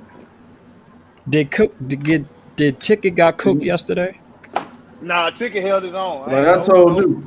People stop lying. If they Nah, lying Ticket on held Ticket, I watched it. Ticket did not get cooked. Because Ticket actually was going in and they was agreeing with Ticket. Man, they was trying to clown him, boy. I know that. That dude, what's his delivery, name? you know what I'm saying? His delivery That basketball player, the white boy. What's his name? You know what but it he is, ended up saying he messed with Ticket. He ended up saying he messed with Ticket. When you got the masses already, when you got a bunch of the masses already saying that you won't cap before you say anything, right. You know what I'm talking it's about? kind of hard for them to say. Yeah. They've been watching Ticket. That's why. That's just what it is, though. You know, and a lot of people gonna feel like, well, Ticket always give out that energy, so he gonna get it back. But it's like, yeah. That's all that happened. That's all that happened. I think people just want to see Ticket get cooked, so they already got the mind made up, so they gonna say that. Nah, bro. And I like Ticket energy, man. I love his energy, man. Ticket is one of the ghosts too. Cause I'm gonna tell y'all something. If it weren't for Ticket, I wouldn't know my brother. Showtime, Mans, Ghost, Facts. Mook. You know what I'm saying? So that's just that's real talk. Now, do he cap? Yeah, that's my boy. I tell him to his face he cap. I was first one to tell him Ticket he don't cap. But yeah, I'd be making me crack up. Besides that, I can look beyond that, and because you know what I'm saying, the man really put in work. Because it was a time during the pandemic, ticket came on every day, every single day. He was putting in. That's how we all got to know one another. So I'm not, I ain't gonna ride on ticket like that. No, he did not get cooked yesterday. I watched the stream for my own self. The man did not get cooked. Okay. He was holding his own. So no, that's a lie. Anybody saying that they don't care. The nigga said Draymond Green is better than Dennis Rodman, fam. Come on. But see, this is the thing. See, you got people like me and you. See here, you got people like me and you, right? We gonna look at it from a logic standpoint. You know what I'm talking about? Whether we like it or not. Whether I like it or not, if you say something right, I'll give you points for it. All right, cool. Somebody said something that's true. People don't like. Let's be honest. A lot of people don't like Ticket. So yeah, but you know what, Ticket? You know what Ticket keeps saying. Hold on, show. He did say something that was cap. Now you know you just can't throw no damn Paul Millsap on no Golden State Warriors. Ticket keeps saying Kevin Durant leaving. He keeps saying Kevin Durant leaving. We don't want to hear that. Hold on. Me and Ticket had a whole debate about the Draymond stuff, bro, and we went at it. My whole thing is this: the part where I had a problem with. He can he can say what he wants to say. I message Ticket all that. It's just my opinion. I'm not trying to discredit nobody. Salute to them. I didn't like the part where he tried to get down on Ticket personally. Now, if y'all want to, if folks don't want to say it personal, it seemed personal to me what he said. Now I might be the wrong way. Maybe I am. Yeah, he was trying to son him. He was trying to son him. Who you talking about? Jason Williams. He was trying to. Oh yeah. Yeah, he was trying to son him. He was trying to get at him. He was trying to get at him. Yeah. He tried to clean it up at the end though. But You fessed up. He did. He trying to ride on Ben Wallace, making fun of Ben Wallace, and he wasn't the player of Ben Wallace. Ben Wallace in the Hall of Fame. How is a guy that's not in the Hall of Fame trying to clown somebody in the Hall of Fame? Does that make sense to y'all? When I was watching the show, I was looking like these dudes laughing. They ain't done a third of what Ben Wallace did. Don't y'all know Ben Wallace got the most defensive? Oh, they went off on Ben Wallace, man. The most defensive player of the year. Yeah, he got four of them hoes. He got four of them hoes. Back to back. That was sad. So that part was sad. How you gonna try to ride on Ben Wallace like that? That let me know you don't know what you're talking about. They clowned the shit out of Ben Wallace, boy. But you would think the way he was talking that he was better than. How many first team NBA did Jason Williams make? Man, Ben Wallace would have killed him, man. How many All-Star games did he make? Ben Wallace would have killed him. Ticket was right. Ticket was right, man. And I like Jason Williams. I like Jason Williams. You know, he could play. He could play, but no, he ain't. He was talking like that nigga. Jason Williams shot 39% from the field. That nigga ass, bro. Oh, his first career. All he could do is dribble the ball. All he could do is dribble. That's it. Dribble. Hold on. But in that case, how the fuck you shoot 39% for your career?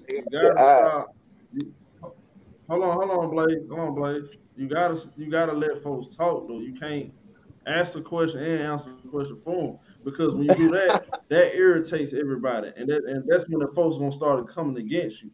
So you gotta learn how to slow cook dudes. It's a way around it. I ain't got to see me. I got to sit here yell at you all day. Yeah, I'm going to be a little amp, but I can sit here and listen to you talk for 5 minutes straight.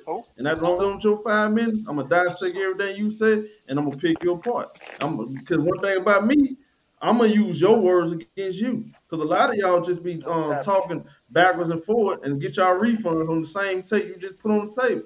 Because last week you might have said something different. See, I pay attention.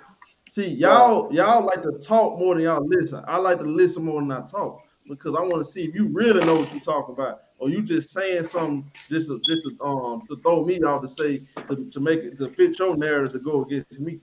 See, a lot of I peep that a lot. It's a lot of refunds been given out just 1 week on 2 shows I done paid attention to. Just like with her, when Hitman pulled his skirt on that. And on what he said last week, salute to Hearn, but he got a skirt full, and he got a refund back. So, that's just what it is. Oh man! Salute, Cortez. Man, what about this? Like take off. What's up? Cook that tomorrow for him. What up, L? We're gonna do it. We're gonna cook it tomorrow. Then. He said Bubba Champion said Showtime disrespected Ben first. What are you talking about? Huh? What are you talking about? Ben who? He said Showtime disrespected Ben Wallace first. What are you talking about? Man, I'm paying attention to people like I don't understand what he talking. He might have. I don't know. But my boy Percy said, I hear what y'all saying, but Cat's disrespectful. This Cat's disrespect Draymond every day. It is what it is. I catch some of it, and it remind me of one of the ticket shows. Yeah. I got my take on they was trying to go at. They were trying to go at. They were trying to go at. They were trying to, like, especially Jason Williams. Then he tried to clean it up at the end.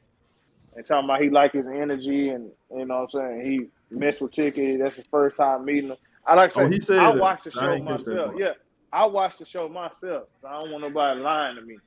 Because if I let y'all tell it, y'all gonna lie. Yeah. So I watched my own self. Yeah, I watched it for myself. And Ticket held his own, bro. I mean, I just didn't like how they were trying to ride on Ben Wallace. Like, bro, Ben Wallace is one of them guys. It may be on one side of the ball, but that's Ben Wallace, bro. The Detroit Pistons not who they are without Ben Wallace. But they wasn't scoring no bunch of points anyway. The Pistons was averaging like 85 to 90 points a game. It wasn't like they were just some high power offense. Ben Wallace helped them to do exactly what they wanted to do. What was Ben Wallace average? I appreciate it. I appreciate my Mr. Brown, man. Salute, Mr. Brown. Yeah, we keep. Ben had games where he scored some points, but bro, his impact was fucking rebounding defensively and being the anchor of their front line. Like he shut shit down in that paint, bro. He dominated the paint at like 6'5". I mean, he wasn't a big dude as far as height goes, but he was big in stature and in heart and in toughness. I mean, he was awesome to me, bro. I mean, to me, there's no comparison. Yeah, I think Ben Wallace is fucking in the category with Dennis Rodman, and Draymond Green is a notch below. Go ahead, Show. This is my issue. This is my issue with basketball. Why are we on the side about one end of the flow? I understand. We want to see somebody get crossed up. We want to see somebody score 50. We want to see somebody get dunked on. Soft somebody up, step back. I'll tell you, Show. But you can't be a real basketball head and you only care about that.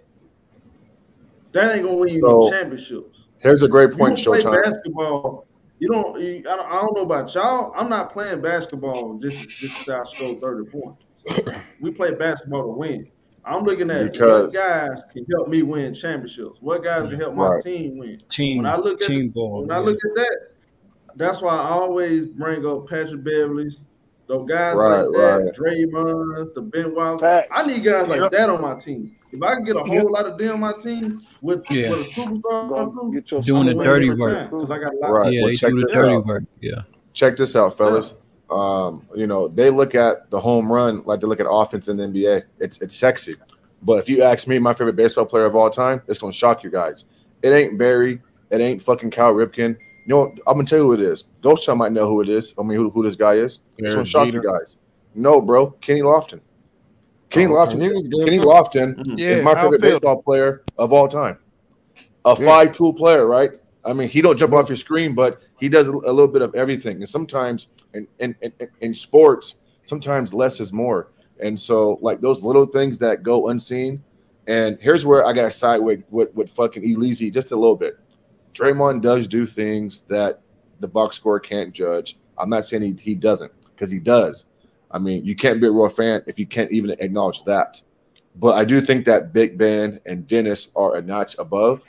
But yeah, man, I mean, like everything matters in sports, you know what I'm saying? And sometimes to me, that's why I use a phrase, less is more, because, sometimes, that rebound, altering shots. Like, for example, Yao Ming wasn't blocking every fucking shot, but he was altering shots, you know what I'm saying? And to me, like, so when I mentioned, for example, Ghost Town, you're a Lakers fan, JaVale McGee and Dwight Howard 2 years ago in the bubble, right? they weren't blocking everything, but they were you know what I'm saying? They were a threat at the rim, as far as deterrent. Shots. Yeah, exactly. Like for me, an alter shot is just as good as a block shot, but we're fucking copping numbers and stats and fucking what looks sexy to the eye. And so that's how I view Big Ben. I mean, he does so many things. And you guys, I mean, I watched him play, you know what I'm saying, in those early 2000s, and his impact on winning, you can't measure it, man. That motherfucker was something else, bro. He was something else. He was something else. I don't know if they was so much bagging on hold on. I don't know if they was so much bagging on Wallace, on Ben. I think what the conversation was how impactful would Ben, you know, to those teams, the same impact be with Draymond? Because you got to think about it. Where would Ben fit in now in this, you know, the way they play basketball, positionless basketball? Yeah, he wouldn't be. He wouldn't even get on the court. He couldn't even be on the court. They wouldn't even. He couldn't. Yes, he could. No, he wouldn't. Yes, he could. No, he wouldn't. No, he wouldn't. Yes, he could. Come on, how can you say that? Show me a Ben Wallace in the NBA right now. A player of his stature, just big, strong, sturdy, and go out to rebound. Show me one. There was an individual on the panel that kept saying, no, don't do Giannis. Bro, don't do that. Don't do Giannis. Don't do Giannis. Giannis ain't no. Hey guys, okay. the thing about the stats narrative too is you got to understand when you're looking at stats, you have to look at everything else, the intangibles. It's not just stats alone that are going to tell the entire story. You got to look at the era, you got to look at the players, you got to look at their injury history, you got to look at a whole myriad of things in order to come to conclusions based off of players. So if you see 39% shooting goal percentage and stuff, that's not going to really necessarily tell you the impact that person had on the team. It'll just tell you the impact he had offensively. So, hey, look, you're not finding. We know we got the eye test as well. Look. I'm gonna say this. It's not even just that. Ben Wallace had an intimidation presence by him. He was big. I think he can play. I mean, right. So that's something that can't be quantified or measured or a statistic. Pick and roll player. He was very aggressive. Big stats are not the end all be all. Like beast energy. Like it was the energy. Bro, well, he got rewarded for all of that, though. I agree with you. He got rewarded for all of that. Bro, so I'll tell you a player that's like him. That's why I like. But look, I'm waiting. That's why I like Keon Looney. I'm not saying he anything like that, but what I like about Looney is he go after every rebound. He set all the picks. He boxing out. He coming over help defense. He can pick up on certain guys. He can pick them up when they switch off. Man. That's why a guy like Keon Looney don't get enough respect, but on here he will, because it's guys like Steph Curry. They love guys like him. Showtime, that GP, guy that's like Ben Wallace. I'm thinking like a Clint Capella, like he was in Houston with James Harden. Right. This is where I'm gonna go with that. I was waiting for whoever thought of somebody. Vanderbilt. I like Vanderbilt too. If those guys right now play it's the same amount of time that Ben Wallace plays. And the way they play basketball now, they ain't gonna be in no Hall of Fame. Exactly. Oh, okay. You know why? Because they don't play. They don't need those type of players no more. Hey, cool.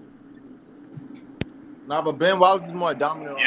Yeah, because he had to guard people like Shaq. Yeah, what's up? I disagree. Can you hear me? You can hear me, bro? Yeah. Can you hear me? What's up, man?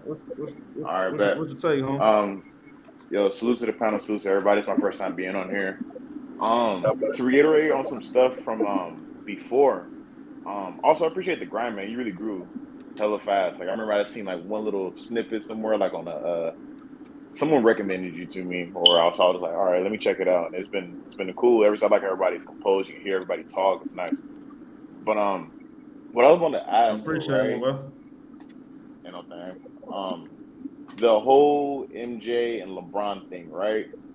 Okay, as far as accolades go and team aspects, boy was talking about earlier, like, oh, he had the best wing defender. As we're talking about MJ, he had the best wing defender and this and that. Like, you also had Phil Jackson. Like, no one brings up that he had arguably the best coach of like NBA basketball history.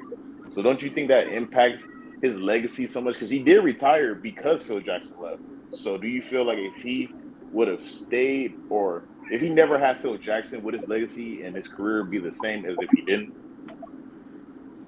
Well, I believe. See, everybody like to mention Phil Jackson, but when you really go back and look at it, Phil Jackson didn't make the offense. He's the Zen master. I give you that, and he's great at measuring characters.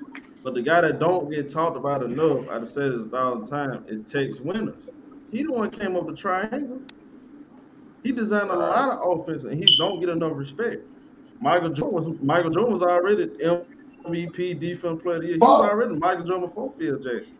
So, We never won nothing, though. We never won anything. Phil Jackson is managing the egos, man. Michael, let that man finish. He managed the ego. But who's to say that? But you gotta understand this too. When Doug Collins was the coach, Scottie Pippen was the Scottie Pippen. You feel what I'm saying? He didn't come Scottie Pippen to the well, he was an all NBA performer to win 91. So that's when Phil Jackson came in the door. I think Phil Jackson came in at the right time, right situation for him. It panned out for him. But I'm not finna give Phil Jackson all the credit because he for Tex Winter did a lot of the work behind the scenes. No doubt. See, I never really heard about Tex though. He helped Michael Jordan figure out he gotta use his team. I was about to say, Absolutely. first Yeah, of all, he did so that. you selling Phil short because it was Phil, it was Doug. It was let's talk about that. It was Doug who wanted the ball in MJ's hand, which was a losing formula, and it was Phil that decided to take it out, and it was just Tex Winter that showed him how to take it out of his hand. But he made the decision as the head coach. Ultimately, this is going to be our identity. See, it all comes down to that. Both of them was head coaches. Both of them had the same personnel, but one coach realized this is the formula to winning. The other one didn't. He thought keeping the ball in Jordan's hand was going to get us where we needed to go. He got a lot of numbers. Jordan did that way, but he didn't get no victories, ultimate victories. When Phil took that ball out of his hand, then they won. So you got to give that credit to Phil. And you got to also give that credit to Phil because without Phil, he never won again. But what was Phil Jackson? What was Phil Jackson before Michael Jordan showed up? I mean, coaching in Spain. He was an assistant on Doug Collins' staff. He was assistant. And the point is, you can even give him some credit for that. But right. But if you comparing it, you know why I don't like this comparison though. You know why I don't like the comparison? Because back then, bro, it was no player movement going on. Player wasn't dictating where they should go in free agents and all this stuff like it is now. So this whole thing is going to be a hypothetical because how I know if Michael Jordan wasn't able to pick his own teams like the players do now, pick his own team, pick his own head coach, we would never know. So this whole thing is a hypothetical. That's why in reality the GOAT bait is really fun to talk about, but it's like it's a never ending thing. We don't never have a conclusion on them because these guys ain't never played against each other. And these guys ain't never played in the same era. They had to go through the same. They weren't in the same situation. Like LeBron. If LeBron would have came up in the 80s and the 90s, and he was on the Cleveland Cavaliers or the sorry team in the NBA, he probably would never win. And he stuck with a bad organization for his whole career. No coaching staff, none of that stuff. We won't be able to look at LeBron like we is now. So that's why I said this whole debate thing is crazy. Right. I respect what you say, Show. That's why I said that it's just your perspective. It's what you like in a basketball player. If you like the type of basketball player that's a killer, a go-getter, that's going to go out there and just assassinate people, ain't nobody going to do it better than Michael Jordan. But if you like an all-around player, the Magic Johnson type player, which I grew up seeing before Jordan came along, if you like that type of player, then the next best thing you saw after that and did it better was LeBron James, an all-around player that makes it trying to get all his teammates involved and do it the Magic Johnson way.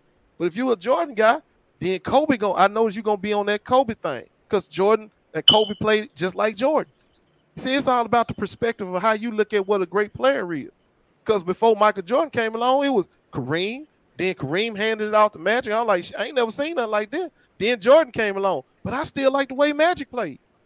What Jordan did beat him, right? Then Kobe came along. If you like the way Jordan played, you gonna love the way Kobe played. Why? Because he played the same way. Then Gloria had LeBron. There you go. That's crazy. So that's what I'm trying to tell y'all. It's about your perspective on what you like in your basketball players. I like an all-around basketball player. Yeah. When I was growing up, be honest with you, people used to talk about Michael Jordan. He a ball hog. You know, a lot of people didn't like him because he was a ball hog. Right, that's what I wanted to ask. Also, like, I feel like over time history, like it's written, everyone edit things differently. So, like, the same thing people hit LeBron for, oh, he's leaving a team or he's making a team. They're gonna praise him 10, 20 years from now, like, oh, this player's in a bad organization. He should have the right to move. Compared to in Jordan's time, they were looked down upon. You feel me? And it ain't gonna stop there because Luka Doncic has a chance to shadow records. I want y'all to know that.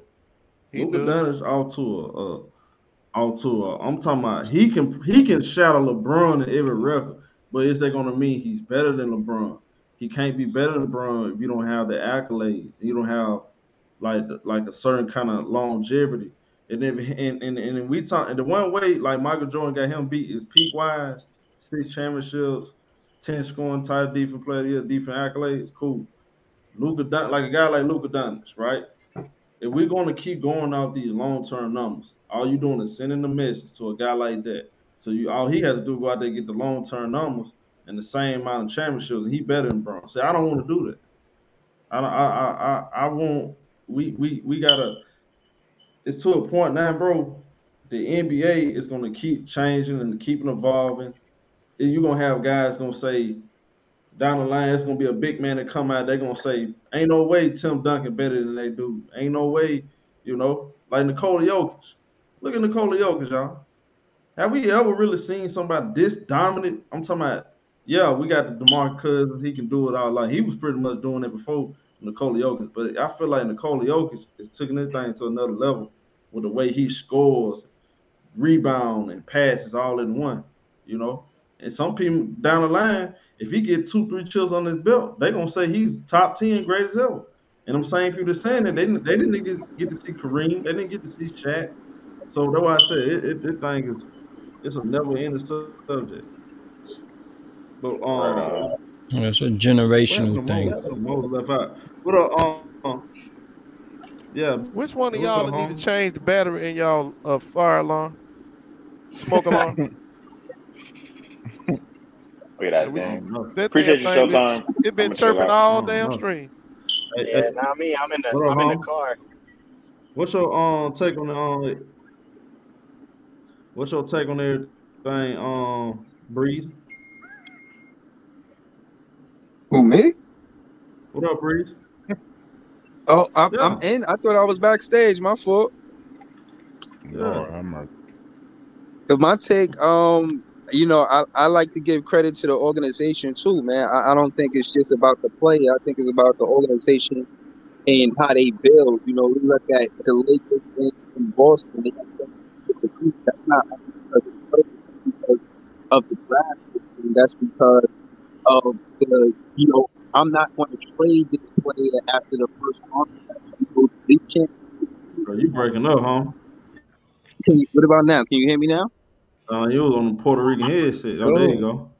Oh, my fault. I was saying that the franchises deserve some credit too because they would draft these players and they won't let them go. Yeah.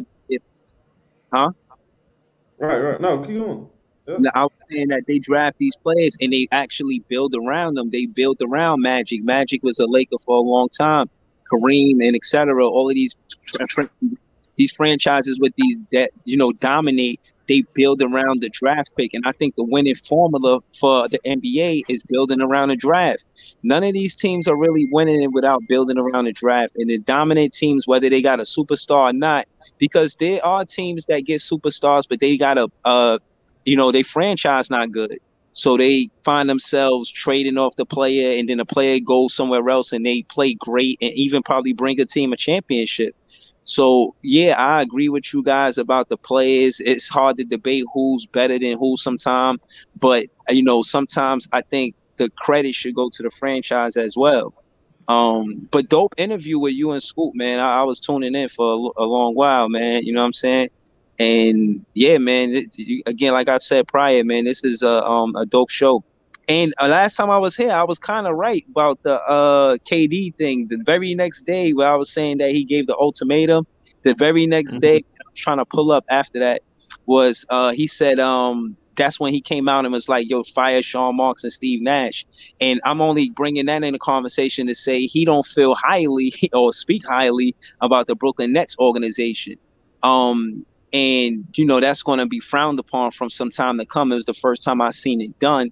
But that being said, it goes to show it has to be a balance in power between superstar and the ball team. It can't just be one-sided where it's all superstar or all of the ball team. You know, I'll land the plane saying that. Right. Hey, look, man, I appreciate everybody, man, tuning in. We got another awesome great show tomorrow. The NBA is releasing the schedule, so we're gonna break down everything. Y'all know how we do. We're gonna have another great show. We still got other things we gotta talk about. I save for tomorrow. Man, salute everybody. Y'all I hope y'all hitting that like button too. I hit the like button for sure. Y'all definitely gotta hit that like button. Salute everybody. Salute Jimmy. Salute Jimmy for the donation, man. Appreciate it, home. I want to say salute my guy Priest, always front line, Ghost Town. Salute Blade, Blaze. Yeah, salute Blaze. Scott Pimpness, the GOAT, Ellis.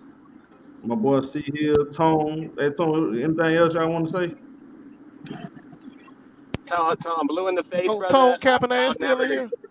Yeah, I'll never put MJ or Kobe below Michael Jordan. So that's all I gotta say. It's Cruel Town, my boy. Salute my boy Cruel Town. Salute Al. You got anything you want to say, Ghost? Lil Rock, I see you. No, I'm good. Show. Okay, then. I appreciate the old time. Are you gonna do a football stream? Man, we just, bro. I'm gonna get to it, bro. It's just so much basketball that sometime dropped this week, on me. you know what I mean? Yeah, I get you. We you know what? I might have to just. I was only asking Hey, because so I was I got looking something forward for to you. it yesterday, and I got I don't recall you seeing your name pop up on the notification section. Man, it's just so much. Soon I finna get ready to get on some football, basketball. Somebody drop me with some basketball stuff. I'm like, I gotta do that. So I want you to do this for me. Preparing all night for this interview, right? Think about a player, a burly player that's playing now. Now I'm talking about not been played. That's playing now. That's similar in stature to a Ben Wallace. And we don't talk about it now. Just think about that. You talking about in today's game? In today's game. I'm gonna have to sit on that. I'm gonna have to look at that one, bro. That's kind of. I was gonna say LaMarcus Aldridge, but that's not comparable. Oh no, bro. Come on now. Come on. He ain't even close. I know. I was talking about body I'm structure. 7 foot, and he got an offense. You gotta be about 6'9", 6'10", burly, play nothing but defense and rebounds the ball. Yeah, I can't think of anybody, bro. I'm gonna have to like lock in. He on said that Burley. Look at it. Yeah, burly. You go strong, Joker. Robinson. He said Robert Williams. I thought about Robert Williams. No, Robert Williams. No. Robert Williams don't play like Ben. He. Don't get me wrong. Like he a presence, but it's like Ben Wallace. Like you don't see guys like him 6'7" with that type of body frame. Different. The only one built like him is Giannis, nigga. Giannis built like my boy Trap. Giannis is not like. But they not the same. Giannis, bro. You gotta think about it. Giannis is not like him. Who that saying that Giannis, bro? Quit saying Giannis. That nigga Ben Wallace was diesel as fuck. I ain't gonna lie, that nigga was big as shit. I was tripping out because when I watched Draymond Green play, he looks like he has smaller arms than his actual listed wingspan. I think it's the same as Kawhi's wingspan. Who you say, Draymond? Yeah, like Draymond Green's arms look small when he plays on the TV. But watching Scotty, he has the same wingspan as Kawhi. Similar. Hey, when Scotty Barnes fully developed, he gonna be as big as Ben Wallace. Watch how big that nigga get, bro. That nigga already big as shit right now, bro. He better not get as big as Ben Wallace. That little old frame of his. He better not. See, the centers that are that tall, Ghost, is like Bam Adebayo and guys like Christian Wood, but Bam Adebayo got more in his bag. Yeah, see, they offensive players. They got offense. See, the thing about Ben is he didn't have no offense. He was just an offensive rebounder, maybe, and then he could obviously the defensive rebounder play defense. He was strong as hell. You want to get where you want to on the block with him. Those kind of players are not needed anymore because don't nobody post up hard. What about Naz Reid in Minnesota? He the Stop that shit. Same bill. I was really surprised too when I saw LeBron James in person on TV. He looks like huge and massive, and I mean he is a big guy, but I was surprised to see how lean he is in person.